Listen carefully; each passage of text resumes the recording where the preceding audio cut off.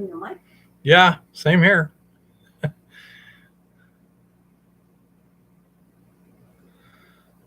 Yes, honey bunny, but how much does it cost you to make that magnesium from dolomite? I have no idea, but I suspect that the cost would be pretty high. Don't know, but you'd have to take that into account. You're going to be competing with people selling magnesium. I mean, that are processing magnesium, I believe, from seawater is the usual way they get it. And so you'd have to be able to process the dolomite at a lower cost per pound of magnesium, or the same cost of per pound of magnesium as the um, uh, stuff from seawater. Yeah, I suppose so, honey bunny. Yeah, making all kinds of weird stuff. Oh, well, that would be good. That if you've got a system, I don't know, is it a system you could patent? Is this a process? Because if you could make a greater profit than that from seawater magnesium, and it's a patentable thing, then you could make a lot of money off of the patent.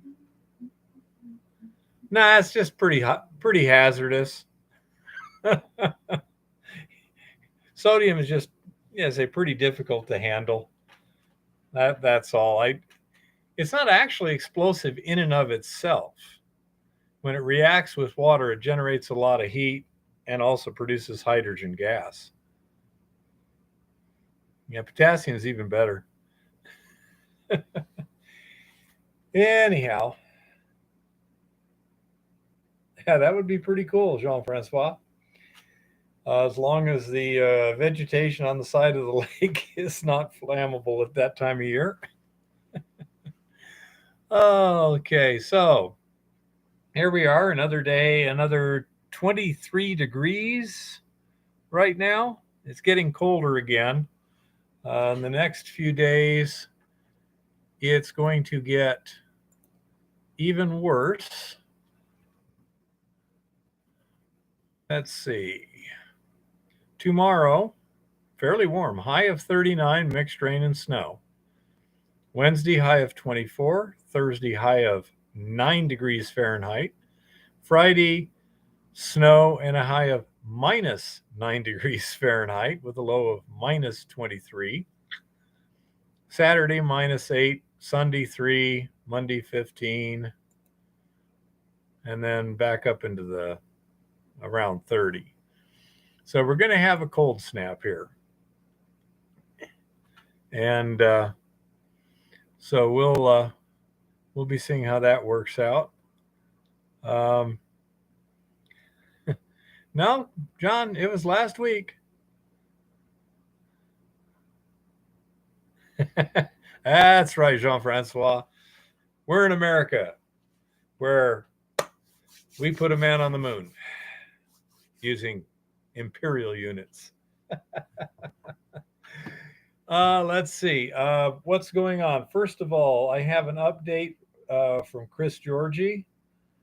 We haven't seen him for a couple of weeks. That is because he and his father have a new residence there. They moved. The place they moved to is kind of out in the sticks and doesn't have internet service available at this time. It'll be a while before he has uh, high speed internet service again. And so he's kind of internet incommunicado at the present time. Got a few health issues he's working through, but nothing extraordinary. A little odd stuff, but doesn't seem to be too dangerous. And he's still working on getting that tailbone issue fixed. So that's why he hasn't been here. Nothing terrible, but we'll wish him a quick recovery and quick internet access. um, let's see, with respect to Lauren, his shoulder continues to get better. Um, we were out there working today on my old impact mill. Um, the one that broke um, over a year ago, and the frame cracked on it, and it's just we've been doing other stuff, and now it's wintertime again, and a bunch of other things have been caught up, and so we're getting it put together to get it out of the shop, get it out of the way too. And in a couple of days, we should have it done. There will be a video on that. We're making a bit of improvements to it also so that it'll be stronger, more reliable, and I'm going to put a tensioning, adjustable, easily adjustable tensioning pulley that'll act like a clutch basically. Um, the one we have on the um, Stutenroth does a great job. I don't know how you'd start it without it. And so I'm going to do that. And this winter, I wish to make plans for a more robust impact mill based on my designs, taking into account a few of the things that I've learned, but also designing it to be uh, bigger, running from 8 to 12 inches of width. And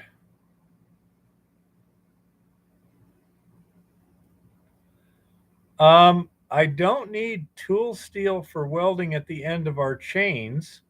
I could use bar stock for wear parts, and I'm sure that we could, do something with it from time to time, but nothing in particular. What kind of tool steel are you talking? Are you talking bars, rods, things like that? Plate? What form is the tool steel in? I'd say we could probably use some. Not sure how much the shipping would be and how difficult that would be. But yeah, the um, the impact mill in general has been working very well. Okay, in terms of it did what I wanted it to do reasonably well. There were a few weaknesses, and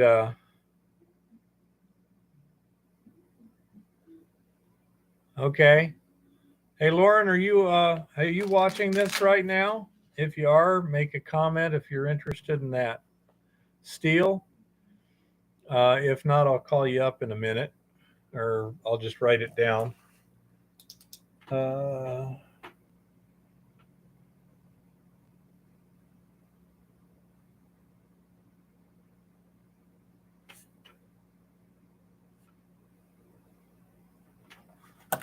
okay.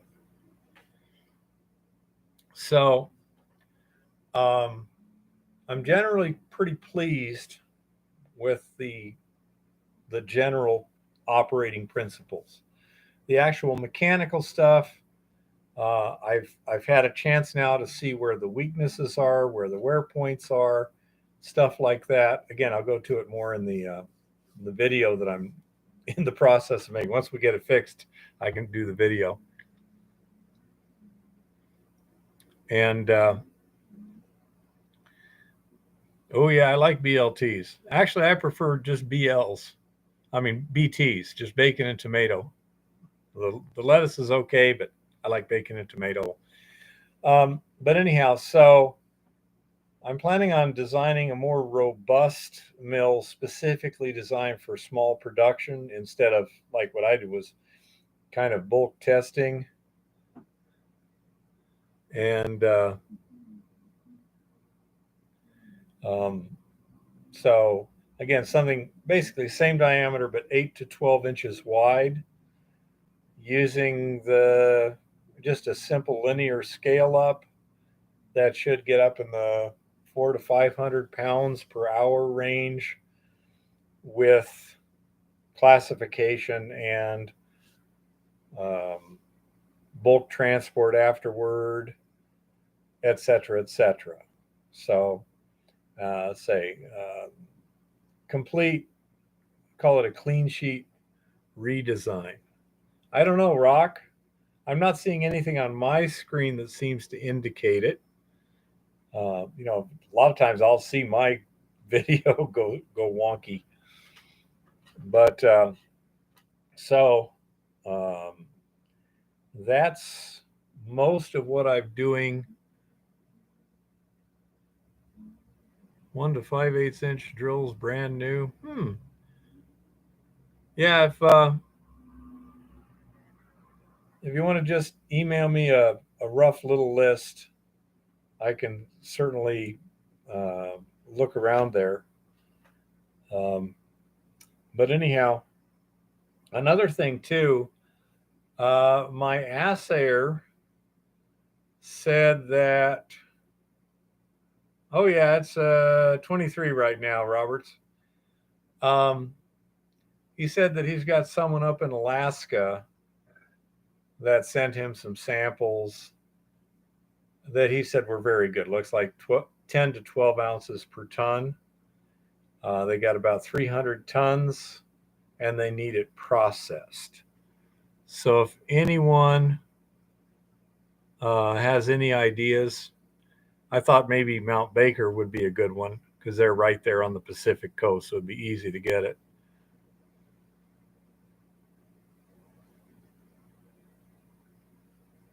Yeah. Okay. Thank you, Jean Francois. That would be great. You may have to email it to me, and then I may have to block copy it, also kind of break it up into paragraphs, because on the comments lists, it has limited amounts that we can put on there. Okay. There's only so big. So I've got a lot more number of characters that I can post than anyone else can. I've noticed that in the past. But I can definitely block copy and post probably at the beginning when we're not have anything going on. But yeah, Mount Baker might be a good possibility there. If somebody knows somebody in Alaska with a hard rock mill, wow, then have them get in contact with me. Let's see. What else besides that? Oh, this is the solution from the stuff from the mystery dump that I had run over the sluice and then was leaching the tailings from. That's been sitting around. It's probably been agitated 5 times in 2.5 months. Just agitate and set it on the ground there, simulating what might happen in a pad leach. And then we're going to do a full analysis on this one to see what all has been leached out. Very, um, there's a lot of stuff in there, I'm sure, like iron, etc. Be interesting to see what's actually coming out into the leach solution. And that'll give us an idea what we could expect from a pad leach on that material. Aside from that, getting caught up on a lot of miscellaneous personal thises and that's, cleaning my guns, checking them out, making sure they're sighted in, stuff like this that you normally don't have a lot of time for. So we're getting those sort of things taken care of. We're getting a little canning done. Lauren really scored last week because we were going to make a batch of salsa and then divide off a little bit of that. And we have a big, measuring cup and, a 2-quart measuring cup, I think it is. And we blend up some habanero stuff. He really likes habaneros, etc. And I don't know. To me, everything seems to be going well. Is everyone else? This is not hunting season. I didn't go hunting this year, Rock. I'm just cleaning them. Most of my guns are either essentially stored or for self-defense purposes. And thank you, Unhinged. I like the name too, by the way. But so that's basically what it is some things like my shotgun over there just ride around in the camper for the whole season. And then, it gets some dust, can get a little surface rust. So I got to take it apart. Unfortunately, when I took it apart, I lost a little teeny spring. So it's currently non-functional. Well, it is functional as a very kludgy, low-speed single shot. I can open the action, put a round in, and do it like that. But the magazine is non-functional right now. So, as I say, I've ordered the spring, and it should be here sometime. Let's see, did we even get a... Let me call up my email. We'll probably use it sometime tonight anyway. I just didn't realize how late it was getting there. I've been looking at stuff. I thought it was pretty amazing that our Secretary of Defense was in the hospital for 4 days this week, and even the White House didn't know. That seems a little less than ideal. Well, I find those coordinated bomb threats in multiple state capitals. Oh, yeah, and we had a bomb threat in our state capital last week. Ithaca Gun. We have finished processing your order. Shipping. Okay, so they've finished processing it. Isn't that special? What does that mean? I guess I'll get another notification when they ship it. Who the heck knows? Delete. Updates or changes to product groups number 407.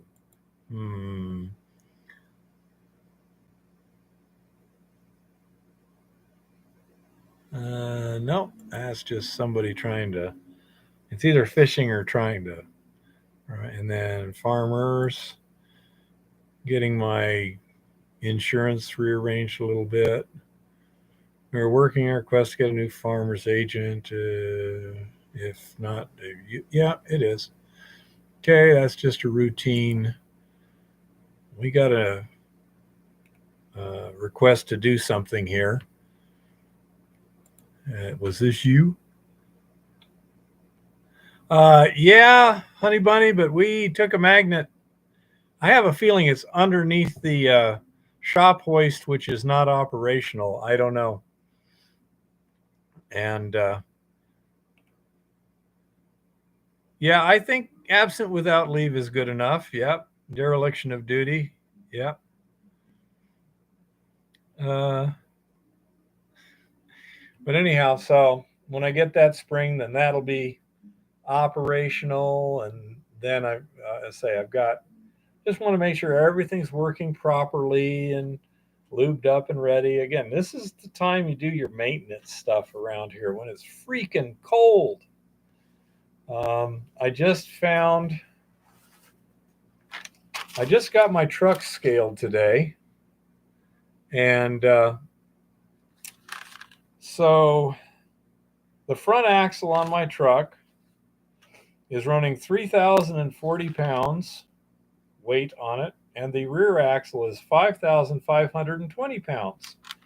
It's basically loaded fairly similar to what we would for on a trip, if anything, a little light. So now I've got the numbers I need to call Swain Spring up in Great Falls and talk to them about what I should do with my suspension, how much it'll cost, and blah, blah, blah. So that's where I'm looking at there. Again, that's another thing for this winter. And just doing stuff. Oh, I was talking about the salsa. What happened was, yeah, you take care, John. So we were planning on making a little batch for Lauren, while making the big batch for ourselves. unfortunately, the green chilies from who was that? That was La Victoria, wasn't Yeah, it? it was actually La Victoria, which is why it surprised me La so badly. Victoria. Um, it said mild, but we didn't think it was mild. Eva put it in there and stirred it up, and it's like, wow, this is pretty spicy I put the for usual us, amount. you know. We So usually use 2 cans. um, we just said, screw it. We'll just throw more habaneros in it, make it all for Lauren. He was anything but heartbroken when he found out. Yeah, I mean, we used to always use 2 cans. Yeah, I say we. For a batch of that size, Well, and then you use 2 cans of then what was it else we used that green chili for? The one from Winco. What was it we put that green chili in? the chili. Oh yeah, the And actual the hamburger yeah, chili. and the Winco chilies were really mild. We could have used more. Yeah, we could have put more in there. So it's frustrating when it says mild and quality can vary so dramatically. But anyhow, the Winco stuff that was pretty mild, but we'll be a little more careful in the future. But in the meantime, Lauren has plenty of salsa for the moment. Okay, who we got now? Chris. It's Chris Georgie. Yo, Chris, what's up?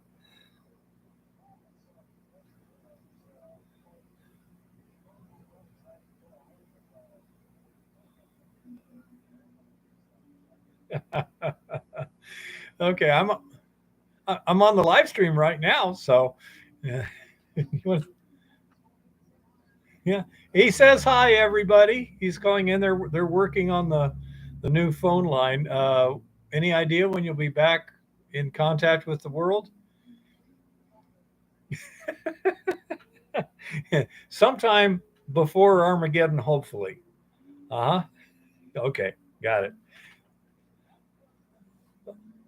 Yeah. Did you get my message? Okay. Yeah. The yeah. Okay. Just real quick. The Secretary of Defense was in the hospital for 4 days this week and didn't notify anybody. The, the White House didn't know. The National Security Council didn't know. He was just, He in the lied and hospital. said he was working from home, dude. Yeah, exactly. Well, the thing is the people in charge were still working. And, Biden, SecDef, these people don't matter anyway, right? By the way, everyone is saying hi, how's it going, best wishes, etc., etc. No, the You know, thing is, he says thank you, folks. he lied and said he was working I know, from little home. one. That's the important part. All righty, you take care, Chris. Bye bye. I mean, that's the part that's really scary. Well, I did say something Apparently about the nobody people has in to charge, check up right, on honey this. bunny? Apparently, nobody checks up on this shit. These people can just say, "Oh, I'm working from home." Well, according to Jean Francois and Honey Bunny, China did know. Of course, they don't count. Yeah, I say quite extraordinary. Oh my goodness. Exactly, honey bunny. That's what I'm talking about. Oh, anyhow, so let's see. Anything else in terms of mining or whatever? Your buffering has stopped, huh? Interesting. Um, let's see. Let me look at my board here, see if I got anything. Okay, so since last week, we've gone to $34 trillion. And since last week, we've gained, let's see, that'd be 34, 44, $53 billion in debt, roughly. So 53 billion a week or more. Uh, so say we got that going. Weather, Oh, we finally got enough ice out there to go ice fishing. So probably in the next week or two, Lauren will be in condition. We might get to do some ice fishing. And Impact And Mill. Walmart has Mr. Buddy heaters on sale, everybody. Yeah, if you like ice fishing or whatever, the Mr. Buddy's heaters are on sale here for $74 There's a each. storm that's going to cover half of the United States for like 5 days. Yeah. Sub-zero temperatures in So- lots of places. So we got that going on. Anyone else got anything interesting to bring up that you haven't already? Anyone got some mining questions? Anything like that? Yes, Lars does have a YouTube channel. It's gosh, I forget his name. But yeah, he sure does. Isn't it something like This Old Mine? This Old Mine. That's correct. This Old Mine is his YouTube channel. Hey, Jimmy, have you heard the depth of ice? No, I have not, Jimmy. They're just, most people are still walking out there right now, but not driving quads or things like that. But there's ice huts set up. I saw. Yeah, they've had ice huts and stuff, but it's not real heavy yet. So how's the Fisher Gold Bug 2 working out, Jean-Francois? What do you think about it? Fairly easy to figure out? Fairly, yeah, This Old Mine with Lars. That's right, Jeff.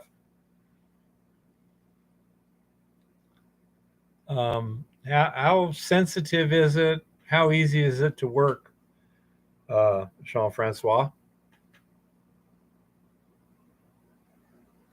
Oh my gosh, Rock, that's no good.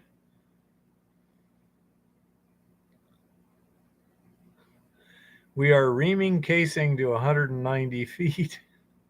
Now, what does that mean in English? I'm not sure what he means by reaming casing, but I'm guessing they're going outside the drill string to free it up.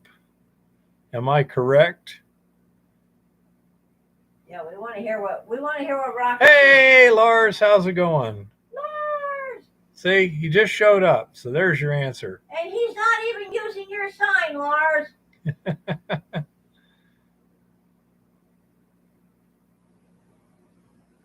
Yeah, he's reaming outside of the drill rods. Yep. I've had a few stuck. I only think I lost steel one time, though. One time it just got stuck and would not come out. My big problem was I was dry drilling, usually pretty shallow. 100 feet was usually my maximum depth. And so if I hit water and I didn't notice it real quick, it could plug the drill bit. Then I'd be in trouble. So that's when I would have an issue. I was only drilling that big. Are you drilling core, Rock?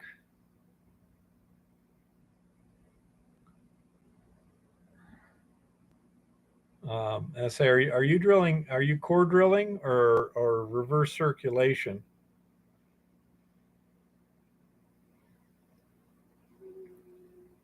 Yeah, core drilling. Yeah, I've never core drilled, so I have no experience on that. But it's kind of slow, I guess, but it does things nothing else will do.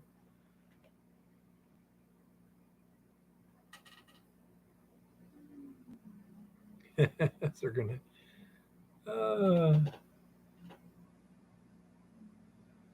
Oh, so how's the weather down where you're at, Lars? What you got? Hellacious surf down there, but how was the weather itself?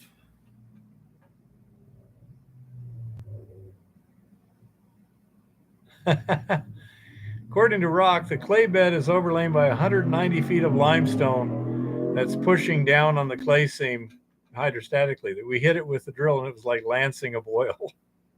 Wow, that's lovely. Wow. Sounds like fun. Yeah.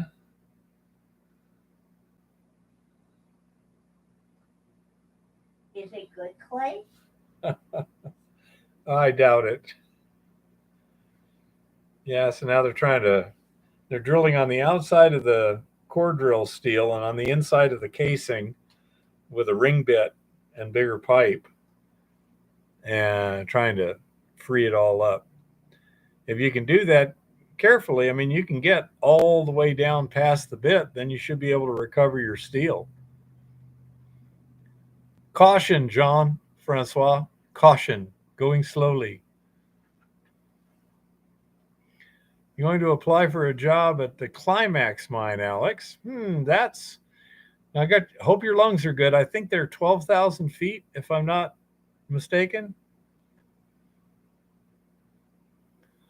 A normal year. When is best month for low water and no monsoon weather in Arizona?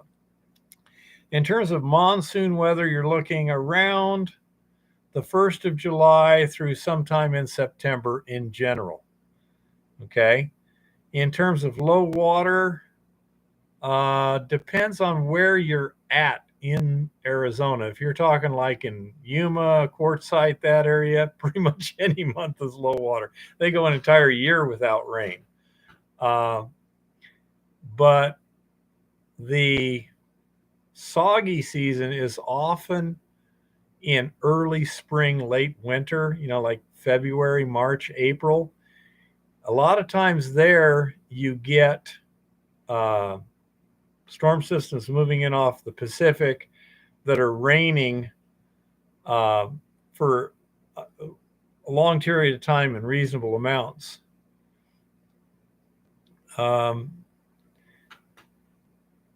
No, I haven't, Alex.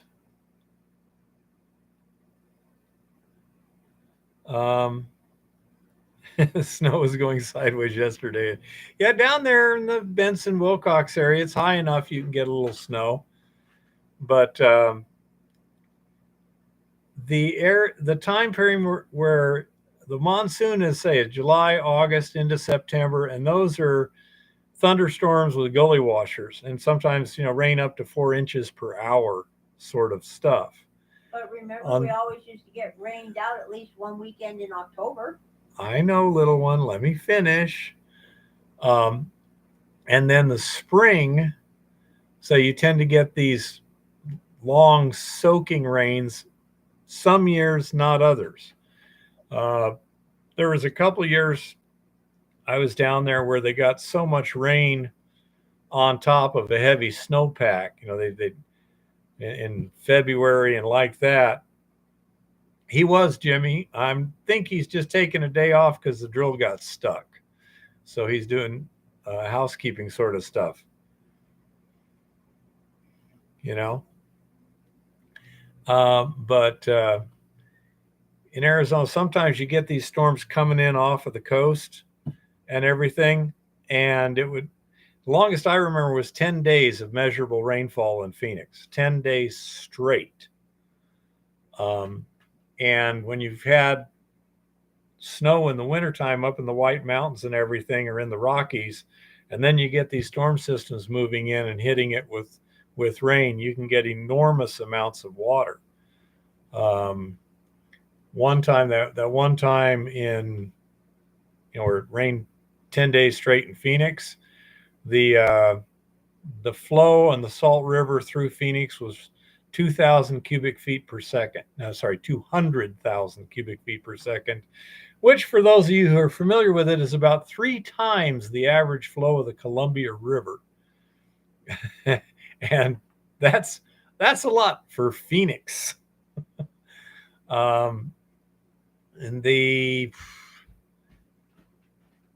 think it was in the 90s there, we had a similar situation, but on the Colorado River drainage, and that got pretty sketchy.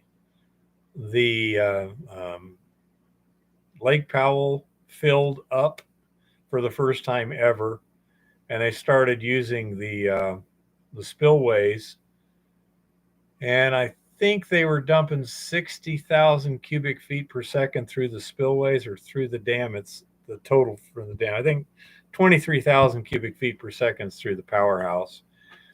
But the flow ripped the liner out of the spillways or tunnels through the rock, and it's a soft sandstone. So they were extremely concerned for a couple of days because the spillways are next to the dam in the walls. And so for about 3 days, it was all hands on deck getting the seismics in and everything to figure out exactly what was going on with those spillways, because they were quite concerned about actually losing Glen Canyon Dam. And if they lost Glen Canyon Dam with, you know, um, Hoover Dam full, yeah, that would have been, uh, yeah, really, really bad. Where I lived would have been underwater in Yuma, 150 feet above the river level. Um, but anyhow, so those are, it's kind of weird, those flood events, because in southern Arizona, the floods come from the north and they can see them coming. My stepfather used to work for U.S. Geological Survey Water Resources Division. It was his job to keep track of that water. And then they would tell Bureau of Reclamation how much water was where and what's going to come down there. And Bureau of Reclamation would try and deal with it. But that was actually his job. So it's kind of cool being on the inside. But it will say it was pretty weird. But in the summertime, if you're not in southeastern Arizona, you're not going to have too much trouble. Late spring to early summer is usually pretty good everywhere. Late fall to early winter is pretty much pretty good everywhere with reasonable weather, Jimmy. You know, early summer in southern Arizona, you're in the 100, 105, 110 degree temperatures with 1.2 kilowatts per square meter of sun at noon. So that's just difficult to deal with, you know.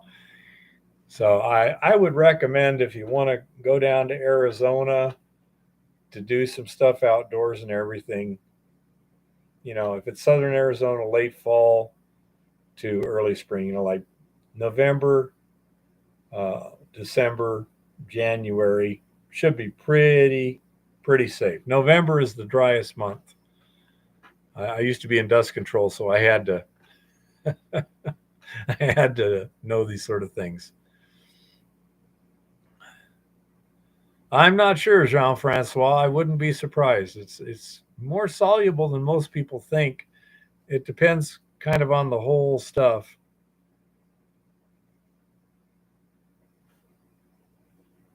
Yeah, that might work out great, Jean-Francois. I'd test it.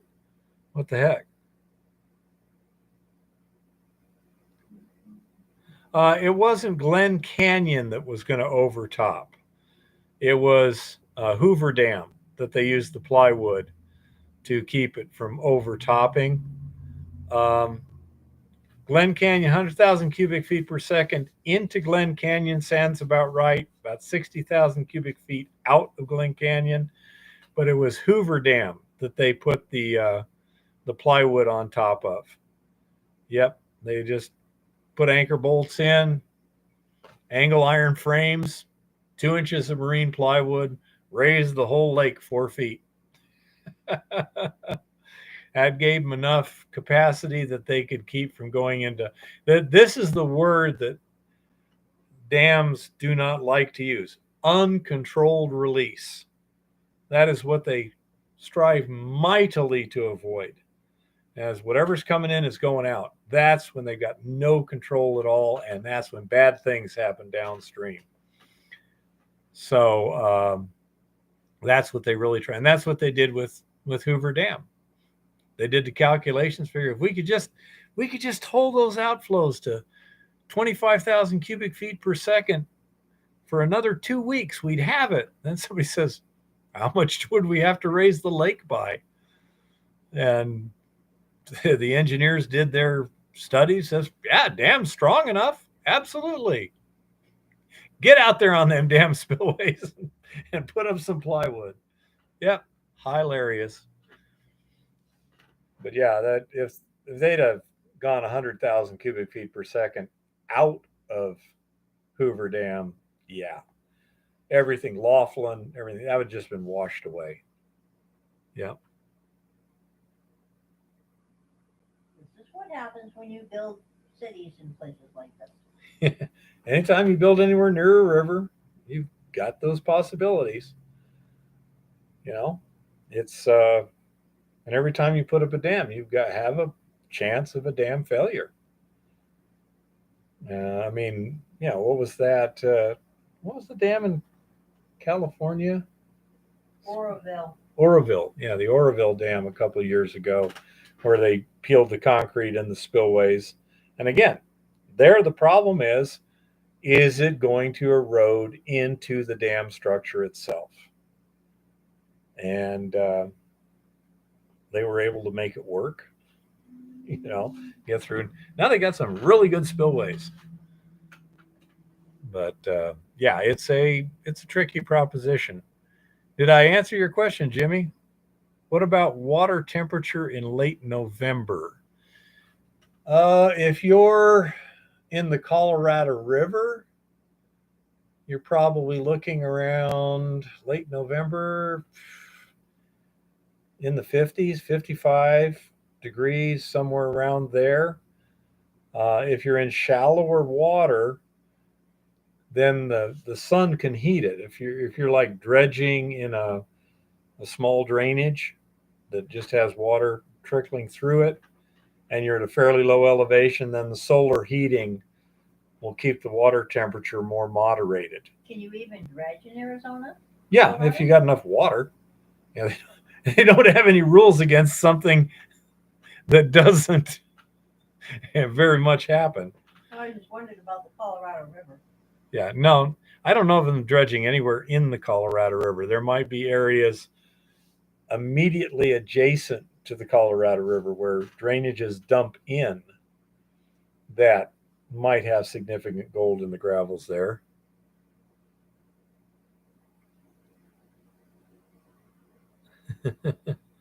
Oh, heaven knows you wouldn't waste your time trying to fish in Arizona. Oh, fishing's great in Arizona. Not compared to here. Depends what you're fishing for. Depends on where you're fishing. You don't catch 50-pound catfish here either. I personally prefer walleye. You're saying an individual wants a 50-pound catfish. Yeah. Oh, they got some big catfish down there. Yep. The biologists say there's 200-pound catfish in that river, but nobody can ever land them because they can't slow them down and they just wrap up the line and break it. They've got snapping turtles down there by Yuma, don't they? No, they don't have snapping turtles. They do have soft-shelled turtles. Yeah. I knew they had some kind of turtle down there. Yeah, they taste pretty good. I can tell you from personal experience. They get pretty big too. Strangely enough, if you have a large soft-shelled turtle, the shell is not soft. I can tell you that too. Bang! Like hitting a boulder. So with a big turtle, you either got to try, if they're doing their thing, you either try and get them in the leg or the neck. That's about it, because the shell itself is too hard. You might be able to catch them in the very perimeter of the shell, but that's it. Oh, you betcha, honey bunny. You've got lots of big fish there, and say the problem is just bringing them to the boat because they can, wrap up on something. Wow.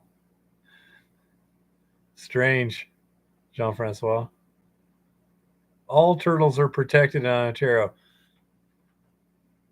Actually, up there, they probably grow so slowly that it may make a lot of sense. I don't know. Around here, um, they have painted turtles. They're very pretty. I saw one over there by the dam, uh, Holter Dam, about this big, you know? And And they do have snapping turtles in Arizona, according to the interwebs. okay, Common snapping turtle. if they do, they didn't. I never saw one down by Tucson, by Yuma.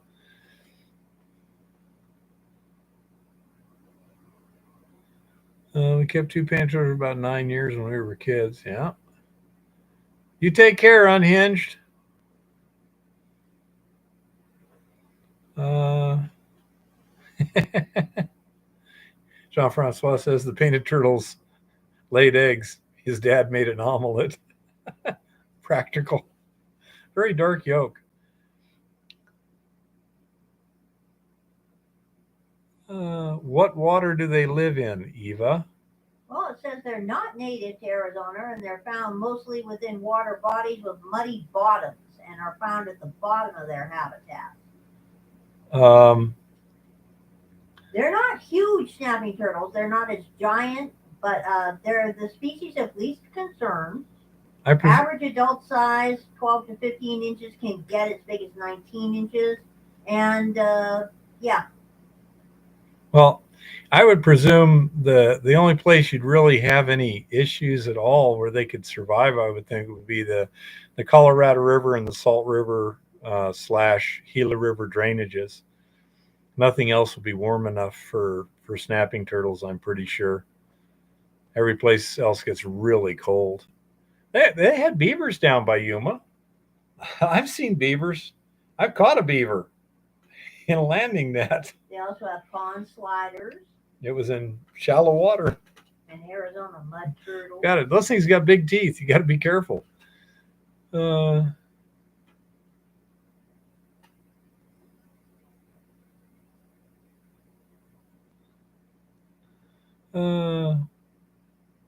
We had them for 9 years. Well, that's a lot, Jean-Francois. Now, those are native up there, right? What do they do to hibernate in the mud during the wintertime? Is that how they survive the winters up there? I mean, we got turtles here, but and that lake is totally frozen over. Yeah, Rock, brag, brag, brag.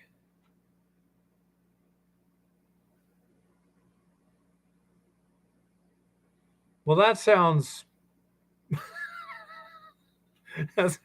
rather peculiar. Jean-Francois says that when the turtles are in hibernation mode, they burrow in the mud and they're down at the bottom, but they absorb oxygen through their anus submerged. Well, we had painted turtles in Massachusetts. We had turtles, a couple of different types.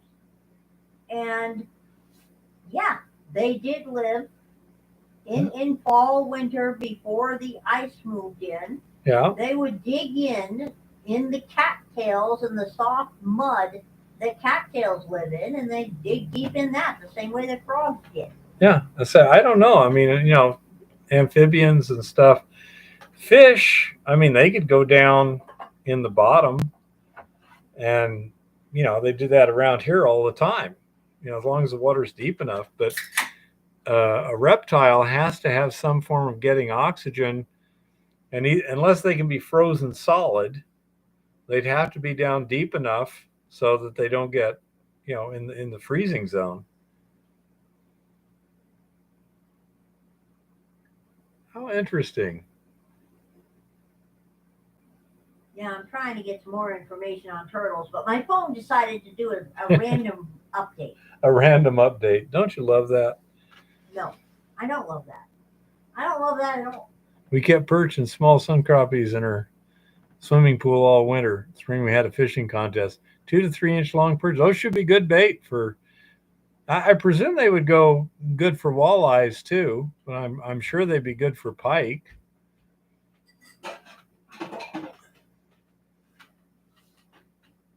Oh my goodness! Can you cover for me for a couple minutes, little one? How long do you think it'd take to get a dredge permit near the riverbed?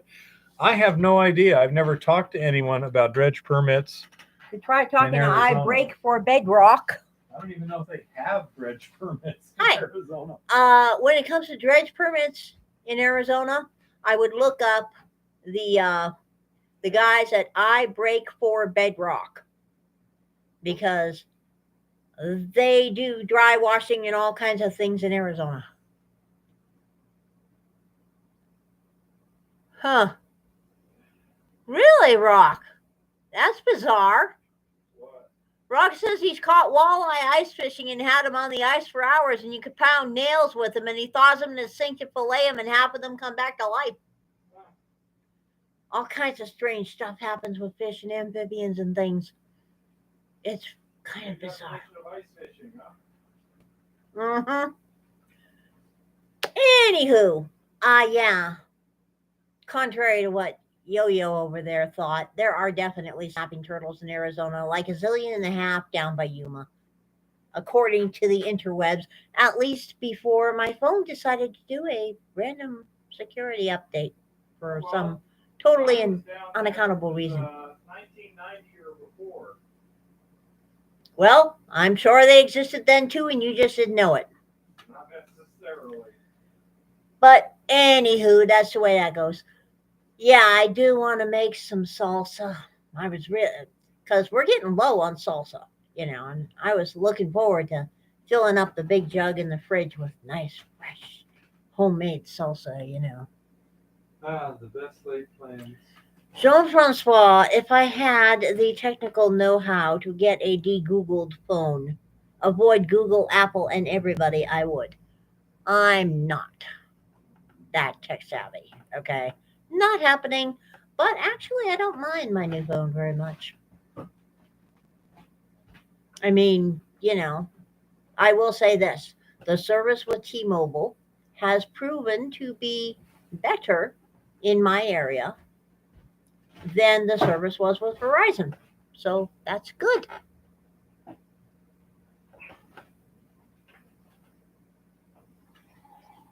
It's actually, I don't like having to switch phones, but I mean, it worked out pretty good. The service is better than the service I got with Verizon, and we got everything, taken care of, so to speak.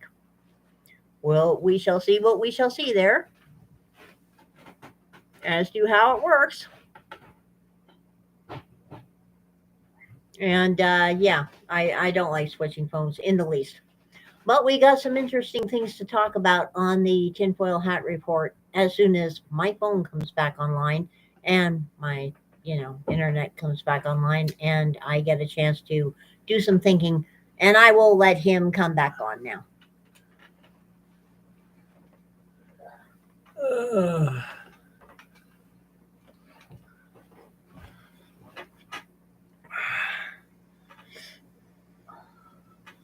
Oh. And we're also experimenting on various things like low carb homemade crackers.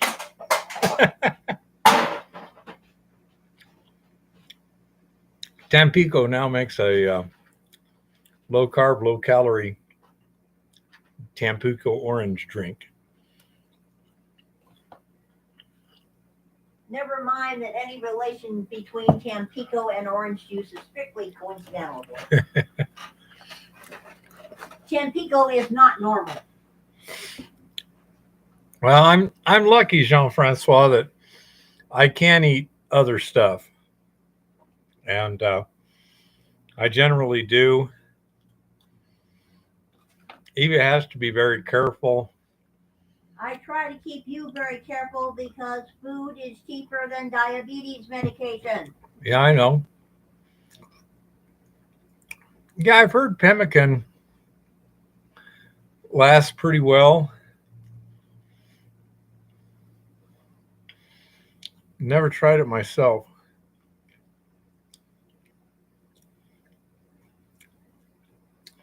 Yeah, Brock, but I like to have a little flavor. I'm trying to keep my calories down, but keep my palate active. It's winter time.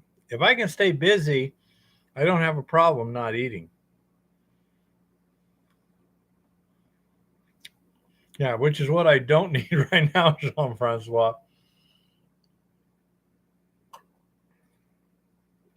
Yeah, if I was working my body out, that would be different, but I'm not. Hmm. Jimmy, just working on my impact mill. Now, Do, what?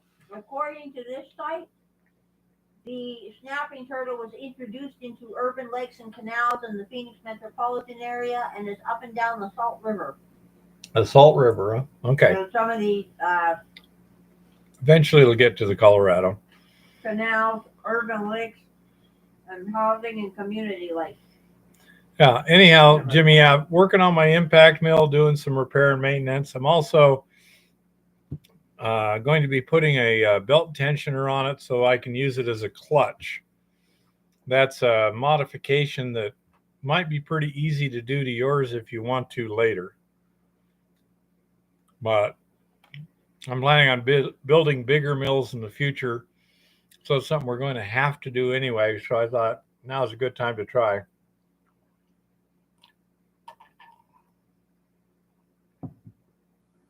How far is that, Rock?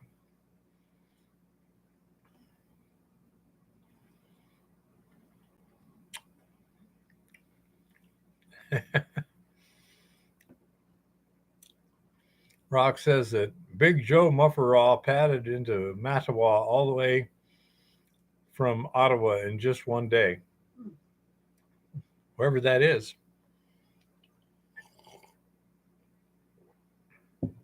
I'm sure they're both in Kanukistan. Yeah, pemmican is extremely good as a concentrated food supply. I've never tried it. So about 150 miles in one day, huh? Well, let's see. Assuming he did it nonstop,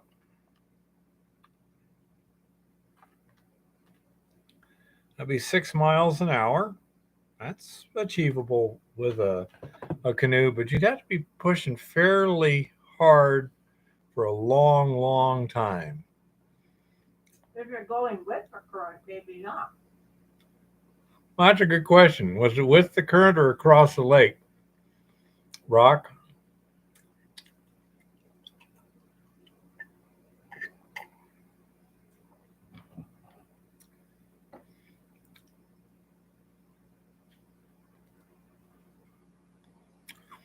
That's the basic idea, honey bunny. With this one, we're planning on using a serpentine belt idler pulley that Lauren had.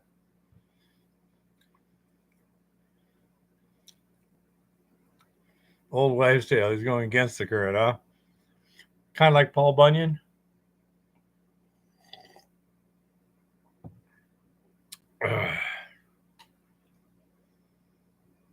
There you go. Okay. Who's the other one? John Henry was the railroad guy, right? Yep. And Johnny Appleseed was the apple guy. Wasn't he actually some truth to that? Yeah, there was some truth to that. Okay. But Johnny Appleseed. Well, Honey Bunny asks a very good question. Do old wives grow tails? Not sure.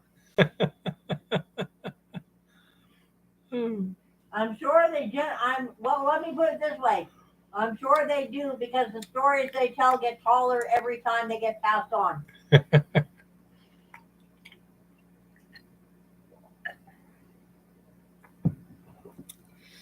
I don't know if you folks have ever seen a series on Amazon Prime called Eureka. It's kind of fun. I don't know why they call it a drama. It's kind of like Hitchhiker's Guide to the calling Hitchhiker's Guide to the Universe a drama. Oh wow! It was just they do. I've got a new sign for Eva, and that means word salad. All they do is they throw in some scientific stuff and just kind of stir it around. It's pretty funny. Hey, it's a good show. See, I got Lloyd Austin, Chris, the Impact Mill.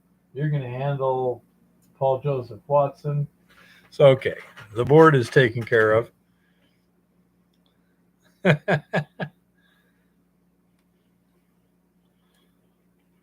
Anyhow, so I say it's just one of those things. Right now, we can't do much mining because of the temperatures and everything's frozen. Say it.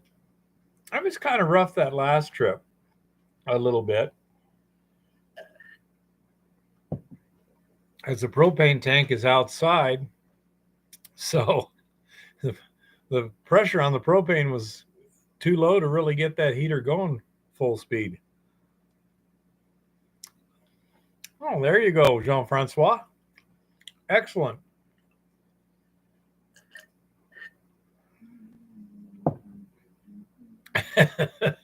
Yeah, you mentioned something about that last week, that you would think that with modern transportation technology, customs would be able to move stuff across the border reasonably well. I mean, goodness gracious.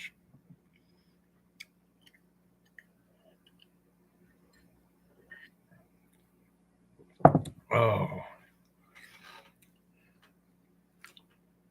Yeah. Say it's bizarre. My brother's going to go hunting in northern Mexico starting in a couple of days. And it'll be interesting to see if he's got cell phone coverage where he's at and everything. It's a guided hunt and this, that, and the other. People, he's going with people that have been there before. And so it's not like he's just going someplace and who knows what's going to happen. But I don't know about you. I tend to avoid northern Mexico right now. Yeah, that might work, honey bunny. He's going to northern Mexico. Oh, yeah. He's going to south of Bisbee there. Well, nobody ever said your brother was the sharpest tool in the shed, okay? Yeah, I think Wyoming would be a bit more comfortable for me than northern Mexico right now. That whole border region's got to be just kind of weird with everything moving through it. I don't know, Jean-Francois. I've never considered doing it, so I haven't researched it. It obviously has to be a fairly routine event because lots have people that go to other countries to hunt, so there must be procedures in place.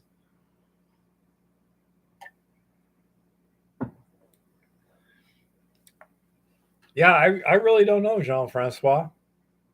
I don't know. But again, they've been doing it for a while, and so Jean-Francois says that I had a friend of mine who crossed the border being chased by both federales and narcos. Well, he had quite the story to tell, didn't he? The cartels are getting a lot worse in all the border states. Yeah, I say, I don't know. And what can you hunt in Mexico that you can't hunt in the United States? Hello? Why would you want to hunt a Coues white-tailed deer anyhow? They're about the size of a Labrador. You know? Yeah, I'd say, I don't know. It's both my brother and his son.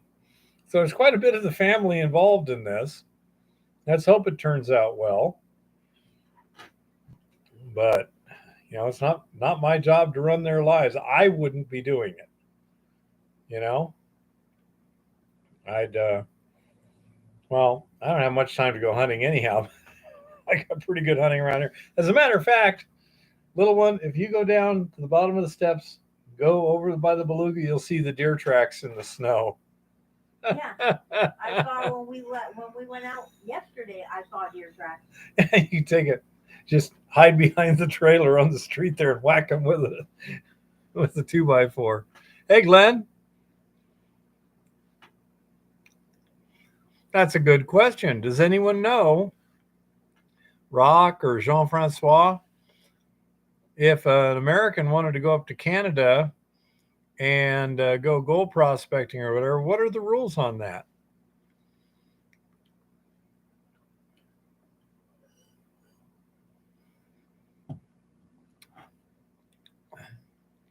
Yeah, Jean-Francois or Rock, what are the rules if you wanted to go gold prospecting or mining in Canada and you're an American citizen? Is there like a simple permit you buy, or what's the deal?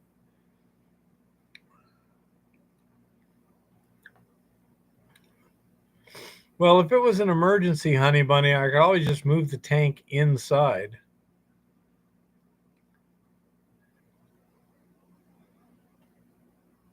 Okay, Rock says all they would need in Ontario is to pay for a prospecting license, about $20.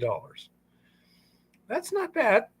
Well, my question related, we have fancy gold mining vacations you can take in Nome and places in Alaska. Yeah. Where you spend 2 weeks and Oh, yeah. That's how it is. Do they have something like that in the Yukon? Even wants to know, do they have these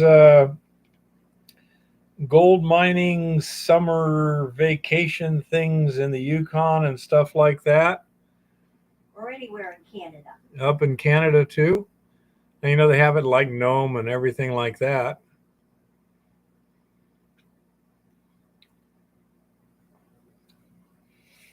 Yeah, it would be, Honey Bunny, but we also have to have the some air circulation to maintain the oxygen content too. Rock says, I'm sure they're out there. Because that would be kind of cool to see the Yukon. And what is the Yukon weather yesterday, Jean-Francois? I'm suspecting a little chilly. Probably horrible yesterday. I'm just hoping things hang together so that sometime even I can go traveling again safely. I want to go see my boy.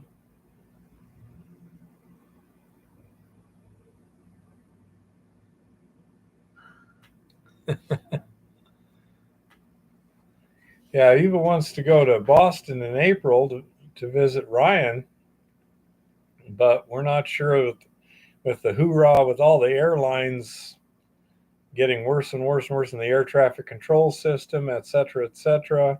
Oh, I wanted to drive. Anyway. She's looking to, wanting to drive, but I'm not sure exactly what the situation is going to be. Problem with driving, and maybe even worse if you're, flying, is you might be able. It might be a situation where you could get stranded.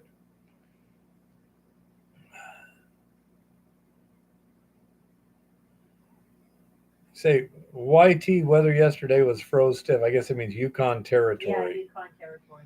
Yeah.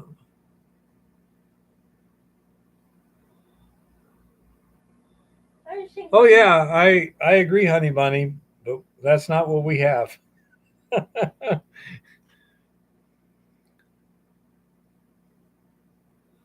Jean-Francois says, I was in Boston in 2018, January 1st, more than a foot of soggy, wet snow with 50-mile-an-hour winds.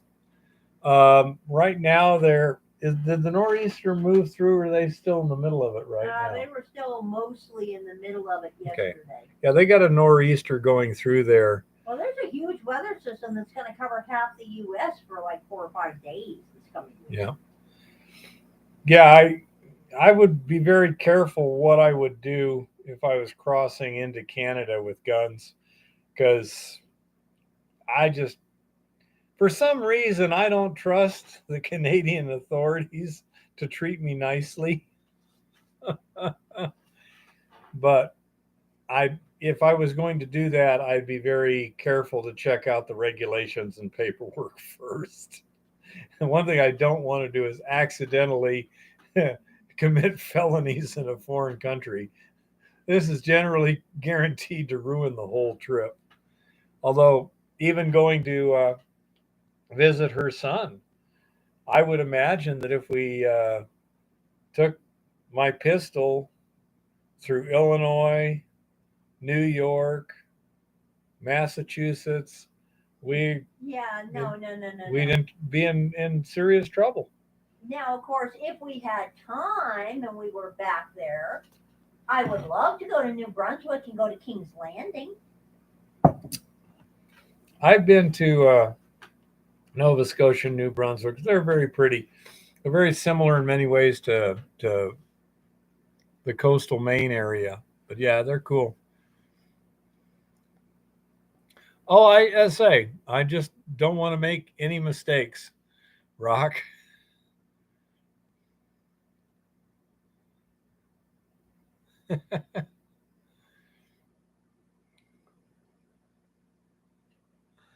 No,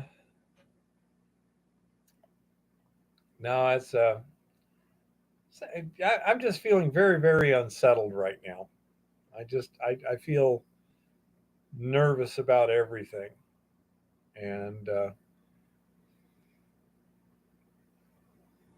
let's see, what do we got here, honey bunny? Let's see. Okay, for all vehicles, $1,000. I presume it's 12 volt, 6,500 BTUs. Yeah, that's pretty good. Extremely quiet. 1.9 amps, not bad. Take a long time to drain my secondary battery. Yeah, that would do the job. Say, far too expensive. But it's too expensive for us right now. Well, it's not much fun to be out there in those cold temperatures anyway.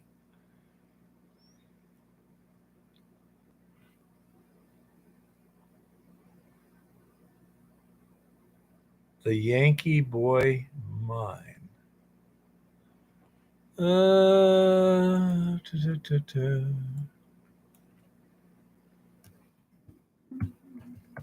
Boy Mine. Grand Forks, BC, huh?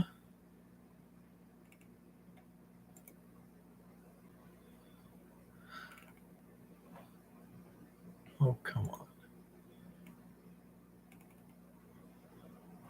Okay, I'm guessing. Yeah, that's the American border there. And that Kootenai boundary, Gladstone Provincial Park. So that would be Waterton Lakes.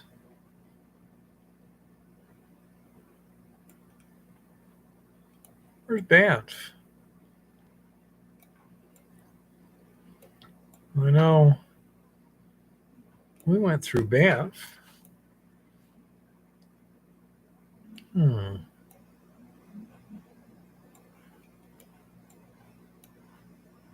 Waterton Lake. I think Banff was right there, wasn't it? Castle Provincial Park.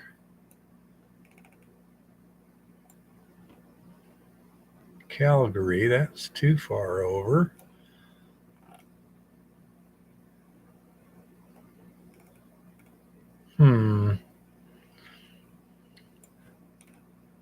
Well, let's do it this way. Banff.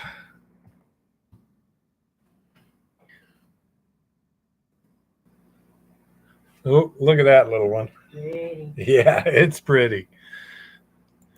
The Canuckastanis have the ability to kick our butts when it comes um, to scenery.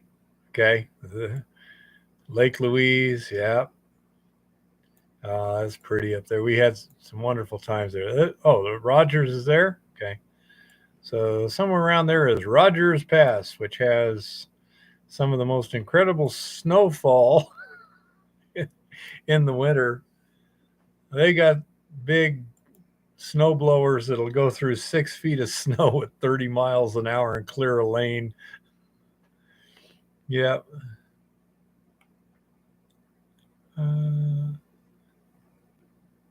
I think you're correct there, Rock Butcher.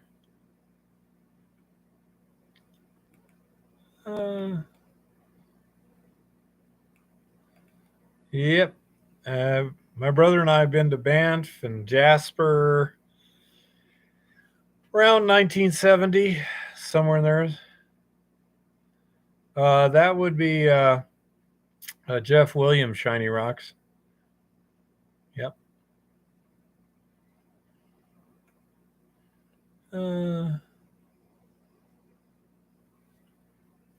Oh my goodness.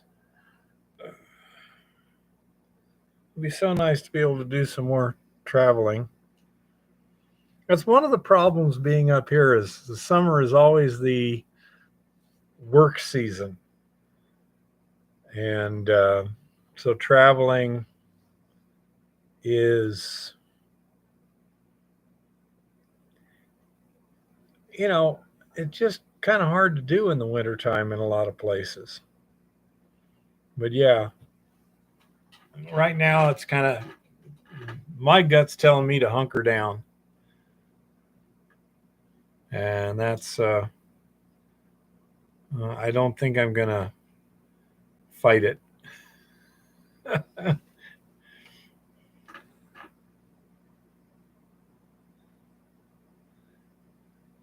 Yeah, it's cool. There's a lot of actual miners getting to work. Well, if I'd have found a good ore body before now, I have a good one running too. It's all just finding the right ore body. We got a lot of possibilities this summer. We'll see what happens.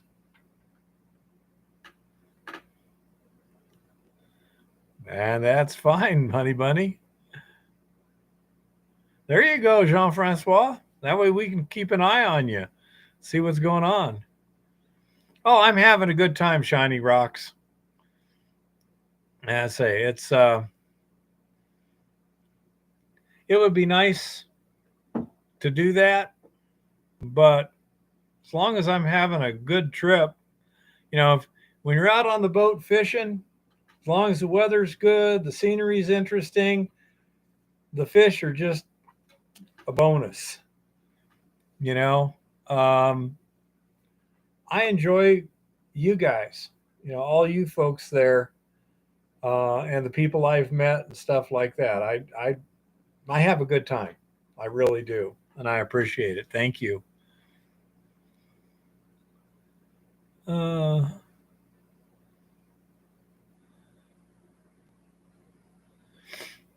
don't know. I think I've got gopher in my blood or something too. I like digging.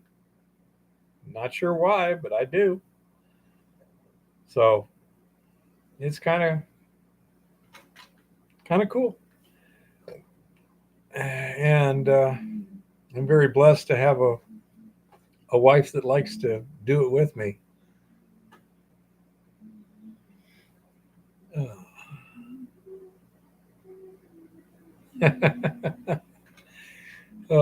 I'm also looking for some part-time work for the next 3 or 4 months because we did all that laboratory stuff last winter and such, and that we got all that basically taken care of this time, so I don't have much to do, and I could use a little extra money.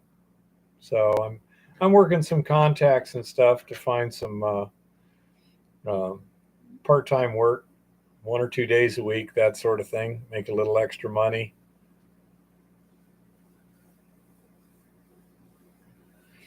Yeah, I'd say I could easily do something like that, Shiny Rocks. Um, Everybody here is hiring in terms of like the stores and the fast food and stuff like that. I like doing other things, and I've got reasonable possibilities that I'm checking out right now that would, I think, be more enjoyable. Um, but I could probably get a job. Also, it'd be nice to have as much flexibility as I could. So, possibly, but not around here, not this season, Jean Francois. Plus, as I say, I'm kind of committed in the summers, and I'm just looking for something around here, close to home that I can work, fairly loose schedule, part time, couple days, 1, 2 days a week, just make a little extra money, and I think I can pull that off. Um, One of the problems, a couple of years ago when I was trying that is I didn't know anybody. I didn't have any contacts, and now I do. So it should be fairly easy for me to find something pretty quickly. If not, as I say, we could always do something like, as you just said, McDonald's, you know?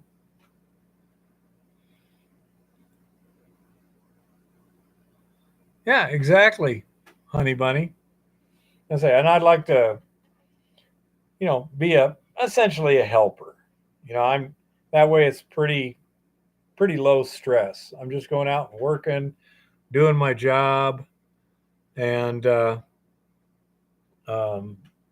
not having to worry about thinking too much or scheduling or, it's like it's not my responsibility. My job is to get this stuff moved over there, whatever it is, and that way I could, you know, just make a little extra money, have a good time, be free. Oh, the weather's good today. I think I'll go fishing. And no, I don't have any certificates on my wall, Shiny Rocks.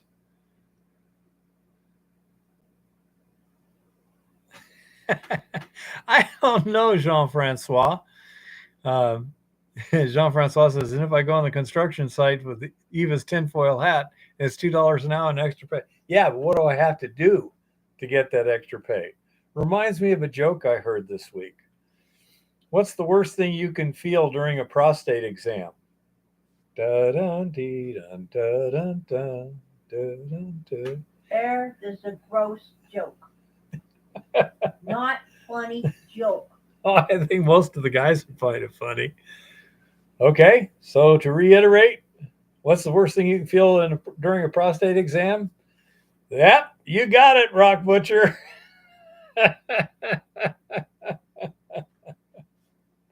Exactly. Uh, um, that's a possibility. Shiny. There was something. No, that was a different thing there. Yeah.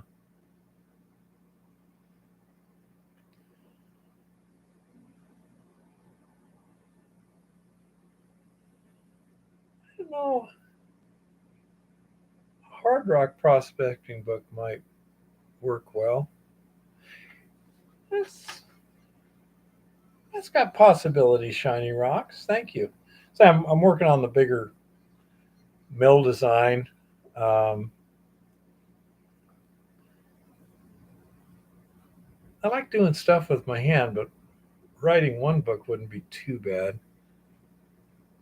I know, Jean Francois. It's very free form that way.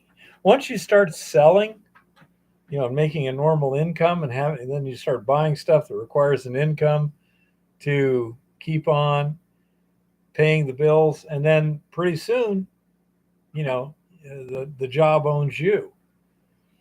And not only that, but this way, with the welfare cliff, as it's called, getting yeah, so bad in the United States. yeah. The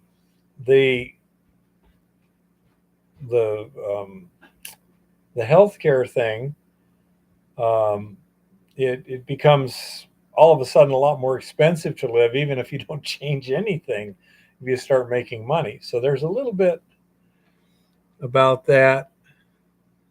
Oh yeah, I mean, I could do a lot to beef up my channel. It was funny, but somebody um, they sent me an email. Basically, I've looked at your metrics, and I could do a lot of things to improve your exposure on the YouTube channel. And I wrote him back and I said, "Yep, I bet you could." But then I'd have so many people. Like right now, we got 14 people on here. We're getting you know, we're having a conversation that's reasonable. If I had a um, like Skype or something like that, where we could have multiple people talking like rock and everything, we could get more stuff and do it. But you get someone like Viva Fry or this or that, and the comments are just going like this, and that's not what I want to do. It's just not what I want to do. Now that I wouldn't mind, Jean-Francois. I like teaching in person. Absolutely. That's what I'd like to do. I'd like to maybe have a mine where people come and spend money to be there for a week or two. Yep. Hey, wait a minute. That's my dream. What are you doing stealing my dream? Go I ahead. had it years ago. We'll have to just share. He expects me to share. The goddess is expected to share. Can you believe this? Oh, the humanity. Just saying. You may have noticed that there was absolutely nothing in the news this week. No news is good news, as we all know. In the things that did not make the news, you may have heard that December was historic.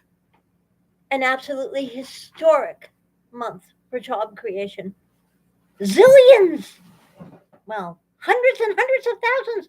The biggest boom in jobs since December in forever. Amazing economic recovery is happening. Well, unfortunately, first of all, turned out that the vast majority of those jobs were in government.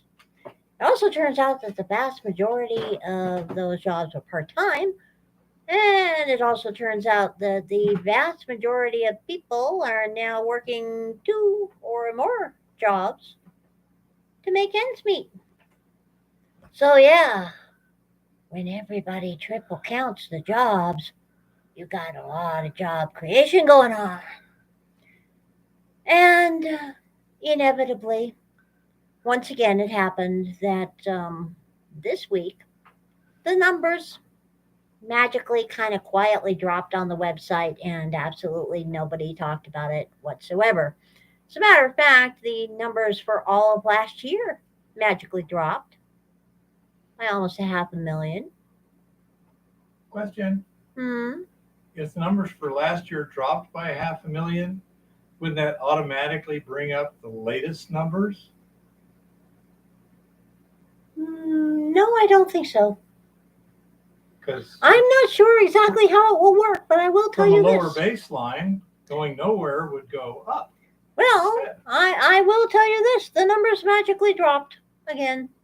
This is entirely and purely coincidental and has nothing to do with the fact that the government cooks the books, and nor does it have anything to do with the fact that the government statistics are entirely inaccurate anyway. Just saying. There is that. And in other random non-news, apparently the United States defended some Maersk shipping containers someplace over there by the Red Sea from these Houthi type people, and some Houthi type people had their funny little fast boat thingy kind of sunk, and they got pissed off, and they're planning retaliation. But I mean, really, I am sure that, that's not going to mean a darn thing any more than the farmer protests currently going on in Germany will mean a darn thing. We all know how far German protests will go in the first place. Probably not very. Some interesting things are happening in France. Because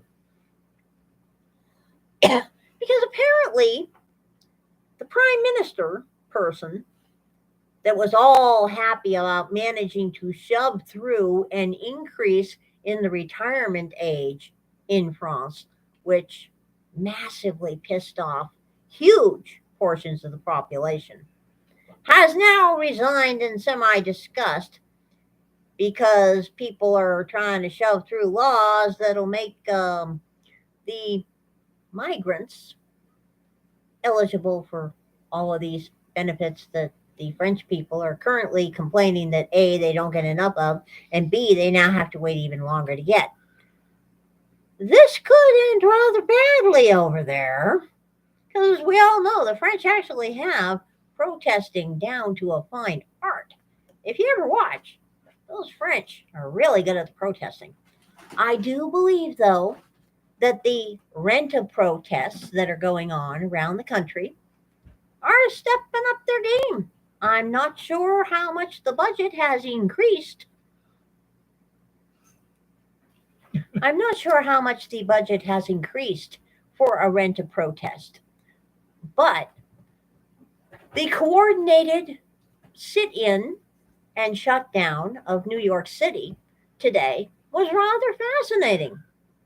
I mean, the Washington Bridge and another bridge and the Holland Tunnel all simultaneously shut down by very well dressed people shouting very well synchronized slogans with rather expensive signs. Supposedly, 300 of them got arrested. Of course, they're probably going to be released. Funny Isn't enough, that an insurrection?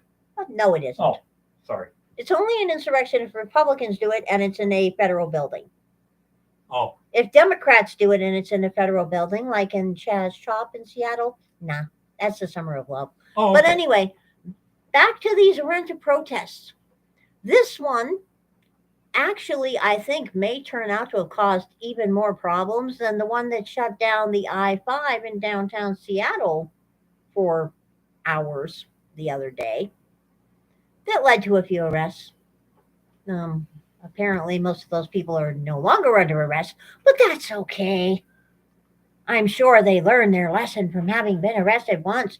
I mean, after all, it's not like anybody ever wants to get arrested, right? Right?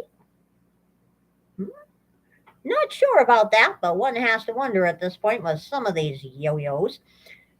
And a bizarre thing happened earlier this week. At exactly 8:30 in the morning, plus or minus 3 minutes, state capitals in 7 random states got bomb threats. One of them happened to be Montana.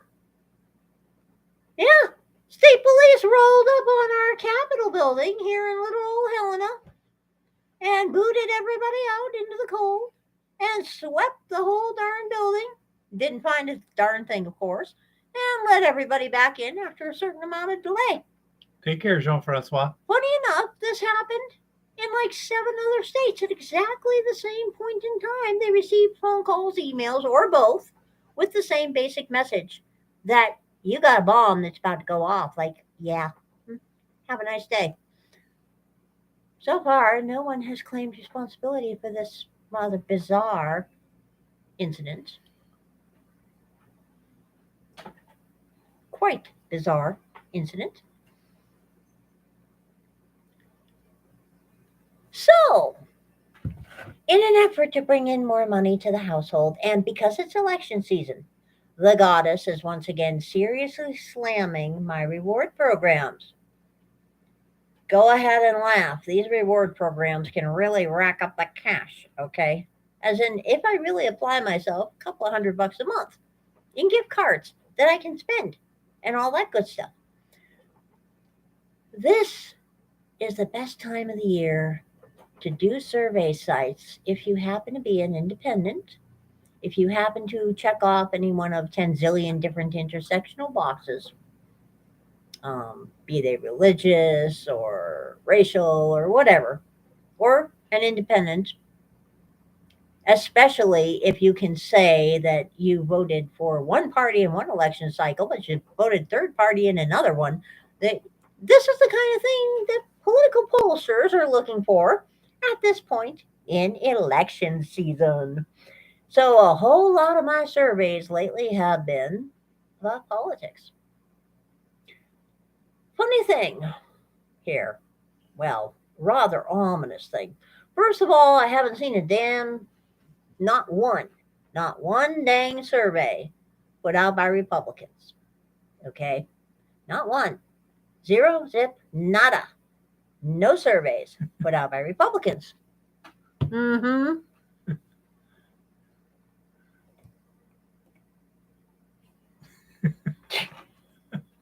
So, I have not seen a single survey put out by Republicans. As recently as 5 years ago, my surveys would land right around 50-50 Republican and Democrat, looking to find out who was going to get my highly valuable independent vote in the primaries, and then after that, in the general election. And then, after the surprise win by Donald Trump that surprised everyone but the goddess, it should be noted, I told him when we went to that rally in Phoenix that we were looking at our next president. He didn't believe me because he wanted to vote for Ted Cruz, who is a used car salesman, which, Oh, he's a lawyer. I have nothing against used car salesmen, even if they're lawyers. But no, that just is not happening. So, anyway, as recently as 2016, I was getting equal representation from both parties. Since then, in 2018, the election cycle, it was 3/4 Democrats, 1/4 Republicans. In 2020, it was 90% Democrats, 10% Republicans. And now, at this point in the cycle, I'm doing anywhere from 3 to 5 political surveys a day. And every dang one of them is from Democrats. Now, the interesting thing about this is I'm getting a whole lot of surveys where they show you two nice little potential television commercials or social media ads, or you listen to 2 or 3 different radio ads for I am Lord Malarkey and I endorse this message. You know, the squatter in the albino McMansion. That's who they're stumping for with these commercials here.